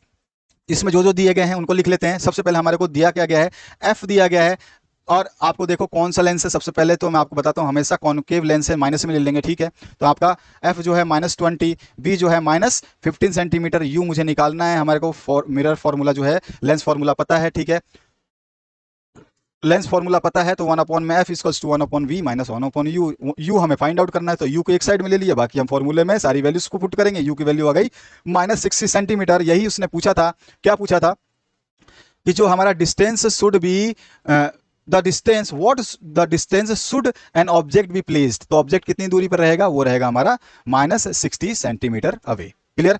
32 number question देखिए, पाउन is connected a galvanometer with a coil of insulated copper wire. What would happen if a bar magnet is pushed into the coil? अगर उसको हम magnet में, bar magnet के अंदर क्या करें, पुश करें, तो due to the change in magnetic flux linked with the coil the galvanometer shows the deflection towards the right. ठीक है, क्यों, क्योंकि चेंज इन फ्लक्स हो रहा है इसलिए। अच्छा, withdraw from the inside the coil, अगर हम उसको निकाल लेंगे तो क्या हो जाएगा, अगर हम उसको देखो withdraw from inside the coil, अगर इनसाइड के मतलब कोयल के बाहर निकालते हैं तो फिर से आपका जो है मैग्नेटिक फ्लक्स जो है चेंज होगा, फिर से चेंज होगा। लेकिन जब हमने इसको इनसाइड डाला था और टुवर्ड्स राइट गया था, तो अब इस बार जो डिफ्लेक्शन होगा वो टुवर्ड्स लेफ्ट हो जाएगा। थर्ड पॉइंट में पूछा है, हेल्ड स्टेशनरी इनसाइड द कोयल। अब जो है हम इसको स्टेशनरी यानी कि शांति से जो इनसाइड द कोयल हेल्ड कर रहे हैं, तो इसका मतलब क्या होगा कि नो चेंज इन फ्लक्स। ठीक है, चेंज इन फ्लक्स नहीं होगा, जो है वैसा का वैसा ही रह जाएगा। इसका मतलब जो डिफ्लेक्शन है वो ना के बराबर यानी नहीं शो होगा। तो इस तरह से हमारे आंसर्स हो गए। इसके और पार्ट में एक क्वेश्चन पूछा गया आपसे, you are given 2 identical looking bars और आयरन बार्स, जो आपको एक तरह से दिखने वाले 2 आयरन बार दे दिए, 2 रोड दे दिए, जैसे मैंने अभी आपको बताया, एक आयरन बार ये दे दिया, एक आयरन बार ये दे दिया। अब जस्ट यूजिंग दीज 2 बार्स, अब इन दोनों को ही आपको यूज करके बताना है कि बोथ जो है वो बार्स हैं या मैग्नेट्स हैं, मतलब वो आयरन है या मैग्नेट है, आपको बताना है। तो हम सिंपल ही लिख देंगे, हमारे को केवल आंसर ही देना है। तो देखिए, ब्रिंग बोथ द बार्स, इन दोनों बार्स को जो है एक दूसरे के पास लाएंगे विद डिफरेंट एंड्स। कभी इसका अगर मैंने मान लो कि ये इसका साउथ समझा, इसका भी साउथ समझा, ठीक है, और इसको अगर मैं नॉर्थ समझ, सपोज करो मैं लिख रहा हूँ यहाँ पे इसको नॉर्थ समझूं, तो अभी मैं एक बार नॉर्थ और साउथ दोनों को आमने सामने लाऊंगा। अगर ये दोनों ही अगर नॉर्थ और साउथ होंगे वाकई में, तो ऑटोमेटिकली क्या करेंगे, ये एक दूसरे को अट्रैक्ट कर लेंगे। ठीक है ना, तो या फिर अगर ये सेम होंगे, अगर ये यहाँ पे साउथ पोल होगा तो ये क्या करेगा, इसको रिपेल कर देगा, भगा देगा, या तो अट्रैक्ट करेगा या रिपेल करेगा, दोनों में से एक काम तो करेगा। तो हमारे को एक चीज समझ में आएगा, if there is a repulsion in between the bars then both bars are magnets. अगर दोनों ही आपस में एक दूसरे को रिपेल करेंगे, मैं दोनों मतलब कभी इसको भी चेक करूंगा, इधर वाले को घुमा के इस वाले को भी, ठीक है ना, चेक करना पड़ेगा, मैं आपको केवल एक लाइन में बता रहा हूं। तो हम इसको चेक करेंगे, तो अगर ये दोनों एक दूसरे को धक्का मारते हैं तो दोनों के दोनों क्या होंगे, मैग्नेट होंगे। अगर दोनों एक दूसरे को धक्का नहीं मारते हैं, कोई एक दूसरे को क्या कर रहा है, अट्रैक्ट कर रहे हैं इच अदर को, फिर वो एक ना एक उसमें से जो है मैग्नेट होगा और दूसरा क्या होगा, वो एक आयरन होगा। क्लियर। नेक्स्ट क्वेश्चन 33 नंबर, इसमें आपसे पूछा गया, explain the phenomena of biological magnification, how does it affect the organism belonging to the different tropical level, particularly the tertiary consumers. देखिए, biological magnification refers to the process of increasing in the concentration of toxic chemical with increase trophic level in food chain. Simple सी बोल रहा है, biological magnification वो process होता है जिसके अंदर जो है टॉक्सिक केमिकल की सांद्रता या मात्रा जो है उस चैन के अंदर बढ़ जाती है। अब कैसे, हार्मफुल और पॉइजनस सब्सटेंस, जैसे हम DDT का छिड़काव छिड़काव जो है यूरिया फ्यूरिया का छिड़काव जो है हम खेतों में करते हैं पेस्ट को कीटनाशक के रूप में, ठीक है, पौधों के ऊपर। अब जो क्या होते हैं, प्लांट एब्जॉर्ब दीज हार्मफुल, जो डीडीटी हमने छिड़का है इसको हार्मफुल केमिकल्स को जो है ये सॉइल से जो है अलोंग विद वाटर और मिनरल्स जो है इसको सोख लेते हैं, इसको ऑब्जॉर्व कर लेते हैं। They enter in the food chain. अब मतलब ये सोख लेते हैं तो इसका मतलब कहाँ गया, ये डीटीटी है जो भी आपने यूरिया छिड़का वो प्लांट के अंदर चले गए। अब वो प्लांट के अंदर चले गए तो जो आपका जो चैन है उसके अंदर ये जो लेवल है उसके अंदर ये घुस गए, और जो है ये फिर से आपका आगे ये जो प्लांट कोई और खाएगा तो उसके अंदर भी ये घुस जाएंगे। तो इस तरह से ये ट्रांसफर होते रहेंगे next to next trophic levels पे, ठीक है। और ये जो है फूड चेन के अंदर इस तरह से आगे बढ़ते रहेंगे। अगर कोई एनिमल जो है उस डीटीटी वाले एक्यूमुलेटेड, जिसने मतलब जो पौधा डीटीटी जिसके ऊपर छिड़का हुआ है उसको खाया, जिसके अंदर फैटी टिश्यूज हो सकते हैं, और कंटिन्यूअस उसका कंजम्पशन करता है, तो सेम प्लांट जो उस प्लांट को खा रहा है वो रिजल्ट कर देगा हायर कंसंट्रेशन ऑफ डीटीटी, जो यूरिया है उसके शरीर में, एनिमल के शरीर में ज़्यादा चली जाएगी। और जो टार्टरी कंज्यूमर्स जो होते हैं, जो सबसे लास्ट में जो उसको कंज्यूमर जो कंज्यूम करते हैं, उनको सबसे ज़्यादा जो है इस केमिकल का जो है इफेक्ट हायर देखने को मिलता है उस चीज में, ठीक है। तो बस इसी चीज को हमें समझाना था। नेक्स्ट जो सेक्शन डी है उसको देख लेते हैं फटाफट। An organic compound A is widely used as a preservative in pickles and has a molecular formula C2H4O2. This compound reacts with the ethanol to form a sweet smelling compound B. अब आपसे पूछ रहा है ये सीधे सीधे इसके answers बताने हैं कि ये जो है आपका कंपाउंड ये क्या है, ठीक है। चलिए देख लेते हैं। फर्स्ट जो क्वेश्चन है इसी को देखते हैं। Identify the compound A. आपको यहाँ पे देखिए मोलिकुलर फॉर्मूला दे दिया है C2H4O2। तो ये क्या है, तो ये आपका जो है ये है आपका एथेनोइक एसिड। एथेनोइक एसिड का फॉर्मूला अगर मैं इसको लिखना चाहूं तो मैं कैसे लिख सकता हूं, एथेनोइक एसिड को लिख सकते हैं हम CH3, उसके बाद में हम लिखेंगे COOH, फंक्शनल ग्रुप इसमें लग जाएगा।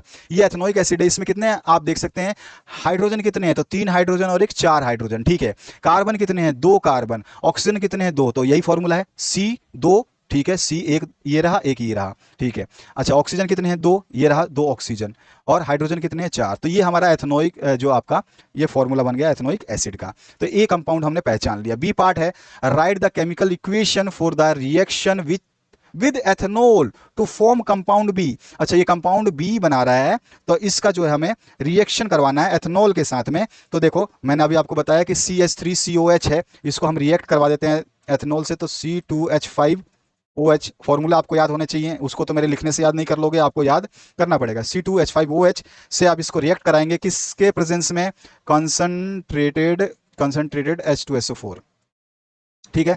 H2SO4 में कंसंट्रेटेड H2SO4 में करवाएंगे तो ये आपको क्या देगा, CH3COOC2H5 गिव्स प्लस H2O। तो ये आपको क्या बना, बी बन गया कंपाउंड, जो कि हमारा right the chemical equation for the reaction with ethanol. यहां पर एथेनॉल से कंपाउंड बी को हमने फॉर्म करा दिया। अब इसके बाद जो नेक्स्ट पार्ट है इसमें क्या बोल रहा है, कंपाउंड ए। अब देखो how can we get compound A from B. अब बी से हमें ए प्राप्त करना है, यानी कि हमें वापस बी से ए प्राप्त करना है, तो हम कैसे प्राप्त करेंगे, तो इसको हम क्या कहते हैं, उसको बोलते हैं सॉफिनिफिकेशन। सॉफिनिफिकेशन करेंगे तो सपोनिफिकेशन करते हैं तो इसका रिएक्शन कैसा हो जाएगा, तो मैं लिख लेता हूं ये कंपाउंड हमारे को मिला, इससे हम वापस ए रिवर्स रिएक्शन कराएंगे। तो हम लिख लेते हैं पहले CH3COOC2H5, ठीक है, ये हो गया। अब इसको जो हम NaOH के प्रेजेंस में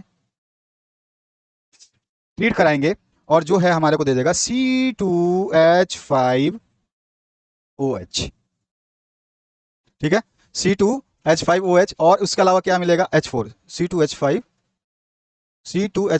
ओके हाँ C2H5OH, और साथ ही साथ इसका ब्रेक देखो हमें ब्रेक करना पड़ेगा, तो हमारे को इनिशियल कंपोनेंट CH3COH चाहिए, तो बचा हुआ क्या है CH3COOH, ठीक है। तो हमारे को जो है इनिशियल ए कंपाउंड मिल गया है। बी कंपाउंड ये था आपका, क्लियर हुआ। और बी कंपाउंड से हमने फिर से आपका जो है ए कंपाउंड प्राप्त कर लिया, यही चीज पूछ रहा है। इसके बाद इसमें एक और पार्ट पूछ रहा है, name the process and right corresponding chemical equation. तो यहां पर जो है आपको प्रोसेस भी लिखना है। प्रोसेस तो मैंने आपको बता ही दिया था, क्या नाम था इसका, सैपनिफिकेशन तो हम लिख देते हैं SAPONIFICATION, सैपोनिफिकेशन। ठीक है, तो ये प्रोसेस हो गया इसका हमारा। और इसका जो है हमने इसका इक्वेशन भी लिख दिया, क्योंकि हमें ए से बी प्राप्त करना था, तो दोनों ही सी और डी एक साथ में ही हमने कंबाइन कर दिया। ठीक है, how can we get A from B, ये भी हो गया। अब इसके बाद में नेक्स्ट जो है E part, which gas is produce when compound A reacts with washing soda, write chemical equation. अब फिर से इसने बहुत सारी चीजें इसमें एक साथ ही पूछ ली है। तो यहां पर अगर मैं इसको कंपाउंड ए को लिखूं, तो कंपाउंड ए हमारा CH3COOH प्लस में आपको किससे करना है इसको react, react with washing soda. Formula लिख लेते हैं Na2CO3।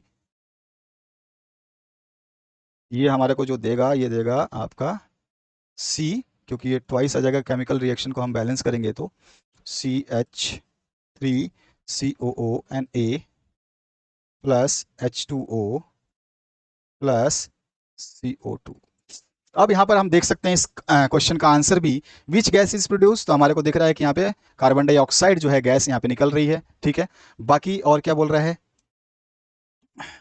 और वॉशिंग सोडा से हमें जो है इसकी केमिकल रिएक्शन लिखनी थी, तो Na2CO3 से हमने इसकी केमिकल रिएक्शन करवा दी। हमें पता चल गया कि CO2 जो है गैस निकला हुआ है, केमिकल को ये रिएक्शन को हमने बैलेंस कर लिया, 2 2 दोनों तरफ लगा दिया, तो ये भी कंप्लीट हो गया। तो ये बैलेंस केमिकल इक्वेशन जो है इसका राइट आंसर हो गया। इसके और पार्ट में जो है एक चीज़ पूछी गई है, अगर आपसे और पार्ट पूछता है तो ध्यान दें कि आपसे जो इजीएस्ट होता है वही करें, ध्यान रखना है। ठीक है, तो इसके और पार्ट में क्या पूछा गया है आपसे, ए पार्ट में पूछा गया है the formula of Easter is CH3COOH C2H5। ठीक है, हाँ ये पता है, ईस्टर हमने यूज किया था अभी अभी। फिर ये तो Easter CH3COH C2H5। Right the structural formula of the corresponding alcohol and the acid. Right the, okay ठीक है ठीक है। चलिए, तो इसका जो हमें इसका पहले स्ट्रक्चरल फॉर्मूला किसका किसका लिखना है, structural formula of corresponding alcohol और एसिड दोनों का। तो सबसे पहले अल्कोहल की बात करें, तो अल्कोहल जो हो जाएगा आपका, जो डबल बॉन्डिंग में OH जुड़ेगा, तो C से C इसके साथ OH जुड़ गया। ठीक है, अब इसके साथ में मेरे को हाइड्रोजन जो है कंबाइन कर देने हैं, काम खत्म हो जाएगा। ये हाइड्रोजन इसका हो गया है, और इसका हाइड्रोजन इसके साथ हो गया, और एक हाइड्रोजन इधर बचा इसके साथ हो गया। ये हमारा अल्कोहल का फॉर्मूला हो गया। इसके बाद में structural formula of corresponding acid का भी हमें लिखना है। तो एसिड जो होगा, तो उसमें आपका जो है, आपको पता है जो है आपका फंक्शनल ग्रुप OH को शामिल कर देंगे, तो यहाँ पे क्या हो जाएगा आपका, ये सेम टू सेम रहेगा, बस आपका OH की साथ साथ में O जो है डबल बॉन्ड के साथ में आ जाएगा। तो मैं यहाँ लिख दूँ H, फिर C देन OH। अब यहाँ पे आपका जो है इसके साथ में H आ गया, सॉरी, ठीक है, या फिर इसको H को हटा दूँ, ओहो सॉरी मिस्टेक हो गया, इसमें से हम केवल इसको हटा देते हैं सिंपली।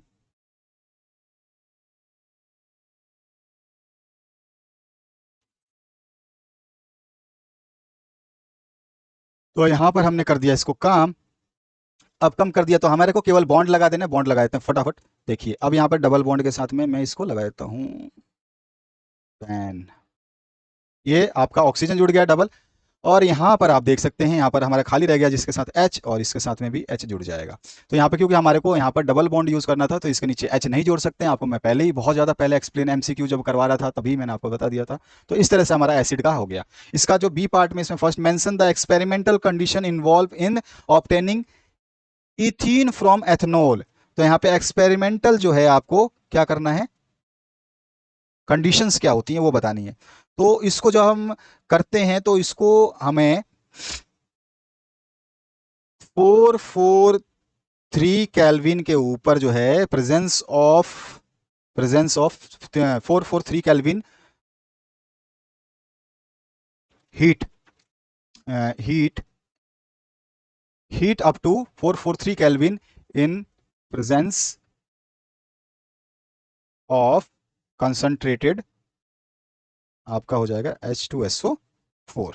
अगेन नेक्स्ट जो पार्ट है, क्योंकि इसमें कंडीशंस पूछी है, रिएक्शन नहीं पूछा है, तो हम रिएक्शन की बात नहीं करेंगे। Right the chemical equation for the अब इसने सीधा सीधा थर्ड पार्ट में केमिकल इक्वेशन पूछ लिया। तो चलिए इसको सॉल्व कर लेते हैं। यहाँ पर मैंने अभी आपको बताया कि 443 केल्विन पे प्रेजेंस ऑफ कंसंट्रेटेड H2SO4 के साथ में जो हम इससे इथीन से जो है अल्कोहल फॉर्म कर लेंगे। तो सबसे पहले हम लिख लेते हैं CH3, फिर आपका CH2OH, यहाँ पर आपका आ गया, यहाँ पे कंसंट्रेटेड H2SO4 और 443 केल्विन पे हमने रखा, और यहाँ से हमारे को CH2 double bond CH2 double bond CH2 plus H2O। Yes, देखिए यहाँ पर आपका 3 है, यहाँ पर 2 है आपका, तो 2 में से इसको यहाँ पे इसने क्या करा कि इसको H दे दिया, तो ये जो है H2O तो पूरा बाहर निकल गया। तो यहाँ पर अगर मैं देखूँ, अगर आप समझ रहे हैं ध्यान से, तो देखिए ये H2 जो है, ये H2O बाहर निकाल दिया, ठीक है। हमारे पास बचा कि यहाँ पर बचा C और H, और यहाँ बचा CH3। तो मैंने क्या करा, इसका H जो है इसमें जोड़ दिया, तो यहाँ पे लग गया हमारा डबल बॉन्ड। तो ये देख रहे हैं आप, डबल बॉन्ड, तो CH2 हो गया, CH2 हो गया, प्लस में H2O हो गया। ये सिंपल सा इक्वेशन है। नेक्स्ट पार्ट की बात करते हैं। 35 नंबर क्वेश्चन में, right the function of the following parts in human female reproductive. Ovary का बताना है, ओविडक्ट का बताना है, यूट्रस का बताना है, डिस्क्राइब करना है structure and function of placenta, define करने टर्म्स जिसका और पार्ट में है, चाहे तो आप ऊपर वाला करें या नीचे करें, मैं सारे करवा देता हूँ, फटाफट देख लेते हैं। ओवरी क्या होता है, उसके बाद में सिंगेमी क्या होता है, ट्रिपल फ्यूजन क्या होगा, इम्प्लांटेशन क्या होगा, प्लेसेंटा क्या होगा, और गेस्टेशन क्या होगा, ये सारे की सारी चीजें। ओवरी क्या होता है, it produces egg for fertilisation, it secretes oestrogen and progesterone, दो हार्मोन्स जो है ये देता है, ठीक है। अच्छा, उसके बाद में estrogen regulates the secondary sexual characters, and जो प्रोजेस्ट्रॉन जो है ये कंट्रोल करता है thickness of the lining of the uterus. Next जो है ओविडक्ट, तो ओविडक्ट में जो है it is the site of fertilization, जहां पे फर्टिलाइजेशन होता है वो साइट है, और कैरीज एग और fertilize ovum zygote to the uterus. Simple. Next जो पार्ट है उसकी बात करते हैं। यूट्रस क्या होता है, it helps nourish the fertilise ovum that will develop into the foetus, और it holds the baby till it's ready for the birth. And the D part इसमें पूछा गया प्लेसेंटा क्या है, उसके जो है आपको पूछा क्या गया है, describe the brief structure and function of placenta. तो हम जो है इसका डायग्राम जरूर बनाएंगे। और प्लेसेंटा क्या होता है, it is the disc shape, disc shape आप देख रहे हैं, डिस्क शेप है, इस तरह से यू शेप में डिस्क शेप है, ठीक है। स्ट्रक्चर, और ये जो है on uterine valves before implantation of embryo, it provides oxygen and nutrients for to the foetus. ये जो है न्यूट्रिएंट्स और जो है ये प्रोवाइड करता है। अगला जो पार्ट है उसको देखिए, इसी में हम थोड़ा सा और, क्योंकि ये डिस्क्राइब करने की बात बोल रहे हैं, तो थोड़ा सा जो डायग्राम तो बना देंगे, फटाफट इसके बारे में लिख देंगे। इट हेल्प्स टू रिमूव, जो है वेस्ट को रिमूव करने में भी ये काम करता है। अगला पार्ट जो है इसको देख लेते हैं। इसमें देखिए क्या बोला है, placenta is composed both mineral tissue and the derived from the embryo, और यहां पर बोला है देखिए, the Korean is the embryonic derived portion of the placenta. It is composed of fetal blood vessel and trophoblast, which are organized into finger-like structures called chorionoid villi, ठीक है। तो इसको हम क्या बोलते हैं, विलाई बोलते हैं, ठीक है। इसके और पार्ट में जो पूछा गया है उसको देख लेते हैं। और पार्ट में जो आपको इन सभी को वो करना है, मैं फटाफट इनको कर देता हूं। बी पार्ट में आपको सिंगेमी, देखिए, the process in which one haploid male gamete fuse with the haploid egg cell to form zygote is called syngamy. उसके बाद जो है आपका सेकंड पार्ट, इसमें पूछा गया ट्रिपल फ्यूजन क्या होता है, the process of double fertilization of flowering plant in which second male gametes fuse with the two polar nuclei to produce triploid primary endosperm is called triple fusion. इसके बाद में implantation क्या होता है, तो यहाँ पे the process by which embryo attached with uterus wall to get its nourishment and further development is called implantation. इसके बाद जो है आपका प्लेसेंटा, अभी हमने डिस्कस किया, it is a specific tissue by which embryo is attached with uterus wall, embryo gets in its nourishment and the oxygen through the placenta. और इसके बाद में आपका है gestation, the period in which embryo remains in the uterus in its development stage is called digestion, और it is of about 270 to 280 days for the human. इसके बाद जो नेक्स्ट पार्ट है, इसमें आपसे क्या पूछा गया है, यहाँ पे एक छोटा सा पैराग्राफ दिया गया है। Mobile phones in is an excellent communication device. Mobile phones use electromagnetic radiation in microwave range. Part of the radio wave emitted by the mobile phone's handset will be absorbed by the head. जो भी हमारा head होता है उसके द्वारा absorb करता है। किसका पार्ट? जो एमिट होता है रेडियो वेव्स, उसका मोबाइल के द्वारा जो भी एमिट होती है रेडियो वेव्स, उसके रेडिएशंस को हमारा हेड जो है एब्जॉर्ब करता है। Head is in the near field of radiation so that most of the heating effect occurs in the head. जितनी भी जो इफेक्ट होती है उसकी वजह से वो सबसे ज्यादा हेड में ही होती है। Temperature in the internal ear brain increases by 1 degree more, और इसकी वजह से जो है हमारा इंटरनल ब्रेन का जो टेम्परेचर 1 डिग्री जो है बढ़ जाता है। This adversely affect the functioning of these organ since these have fluid filled cavities. और हमारे जो ब्रेन में सबसे ज्यादा कैविटीज होती हैं फुल फ्लूइड फील्ड, इसी वजह से सबसे ज्यादा जो है यहाँ पर ये इनका फंक्शनिंग पे इफेक्ट होता है। But prolonged heating effect can alter brain functions, और लेकिन अगर ज्यादा समय तक रहते हैं तो इसमें क्या होता है कि आपके ब्रेन फंक्शंस को भी ये डिस्टर्ब कर देती हैं। एंड हियरिंग एबिलिटी ऑल्सो, और ये जो है हियरिंग यानी कि सुनने की प्रॉब्लम भी पैदा कर सकती है। Other harmful effect such as premature cataract और कंफ्यूजन और लॉस ऑफ मेमोरी में बी ऑल्सो भी पॉसिबल, ये सारी समस्याएं भी हो सकती हैं। Following figure shows that how mobile phone radiation penetrates the brain, और ब्रेन में ये कैसे जो है पेनिट्रेट करता है रेडिएशन मोबाइल्स के। यहाँ पे दिया गया है आपको एक 5 साल के जो बच्चे होते हैं उनके ऊपर ये रेडिएशन कितना खतरनाक है, सबसे ज़्यादा है। उसके बाद में 10 ईयर्स के लिए थोड़ा सा कम होकर के ये बढ़ रहा है, डिग्री ऑफ पेनिट्रेशन जो है थोड़ा सा कम आपको देखने को मिल रहा है। व्हाइट कलर जो है ये डिग्री ऑफ पेनिट्रेशन आपको दिखाई जा रही है कि सबसे ज़्यादा पेनिट्रेट कितना हो रहा है। और यंग जो होते हैं एडल्ट जिनकी उम्र ज़्यादा हो जाती है तो उनके अंदर थोड़ा सा ये कम देखने को मिलता है। ठीक है, अब यहाँ पर जो है आपने ये डायग्राम को देख लिया, समझ लिया। अब यहाँ पे सोर्सेज दे रखा है कि ये कहाँ से है। ये सारा सोर्सेज जो है आप जानते हैं electrical and electronic engineering general microwave theory के लिए जो टेक्निक हैं, जो साइंटिस्ट हैं उनके द्वारा जो है ये दिया गया है।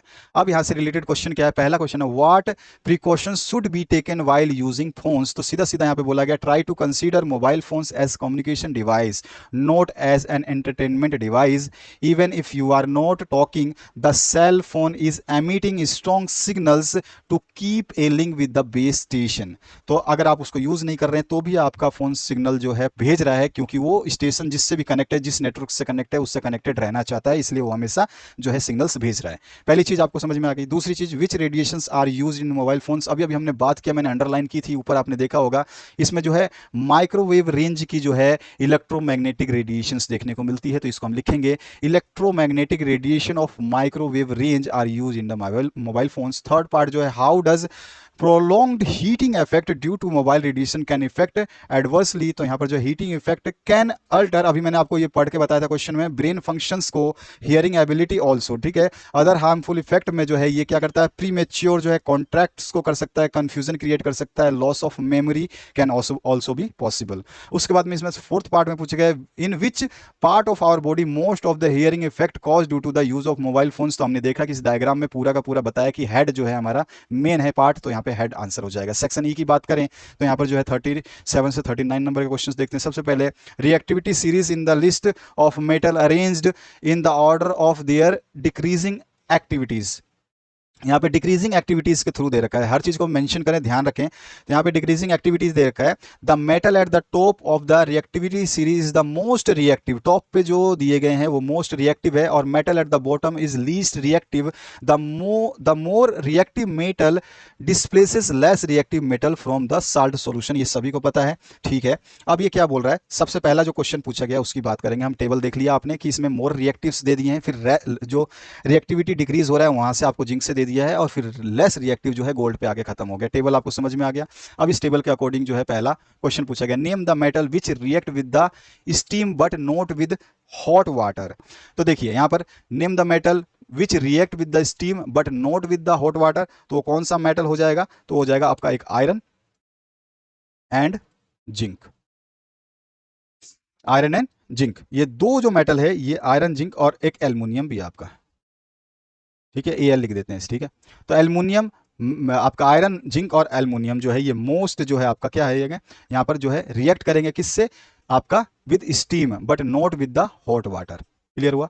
इसके बाद what happen when calcium react with nitric acid and which method is use to extract metal present at the top of reactivity series. ये तो हम पहले डिस्कस कर चुके हैं, आगे मैं बता चुका हूं कि कौन सा जो है इसमें हम जो है लेते हैं आपका जो है सबसे पहला जो है इसमें हम what happened the calcium react with the nitric acid. तो देखो कैल्शियम जो रिएक्ट करेगा नाइट्रिक एसिड के साथ में, यहाँ पे केमिकल रिएक्शन की तो बात कहीं पूछ नहीं रहा कि आप केमिकल रिएक्शन लिखो, तो हम डायरेक्ट लिख सकते हैं कि प्रोडक्ट क्या फॉर्म होगा जब हमारा आपका कैल्शियम आपका रिएक्ट करेगा। अगर मैं इसको आपका सीधे सीधे इसको किससे हमारे को रिएक्ट कराना है, नाइट्रिक से, नाइट्रिक से रिएक्ट कराते हैं तो ये हमारे को क्या क्या देगा, तो एक तो देगा ये कैल्शियम नाइट्रेट देगा, क्या देगा आपको, कैल्शियम नाइट्रेट दे देगा। उसके अलावा जो है डाई नाइट्रोजन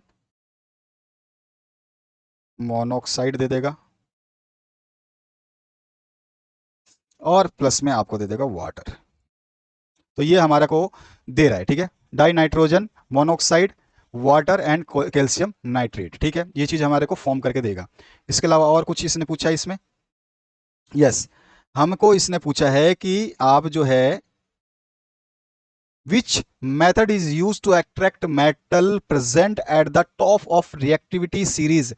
तो सबसे जो टॉप पे रिएक्टिविटी सीरीज में जो मेटल प्रेजेंट है उसके लिए हम कौन सा, तो उसको हम करते हैं इलेक्ट्रोलाइटिक रिडक्शन, ठीक है ना। तो हम इसको भी लिख सकते हैं कि उसका प्रोसेस का नाम क्या हो जाएगा,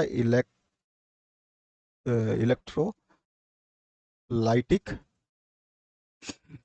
रिडक्शन, ठीक है। तो इलेक्ट्रोलाइटिक रिडक्शन जो है मोस्ट रिएक्टिव मेटल जो टॉप ऑफ द सीरीज है उनको हम एक्सट्रैक्ट करते हैं इस मेथड से।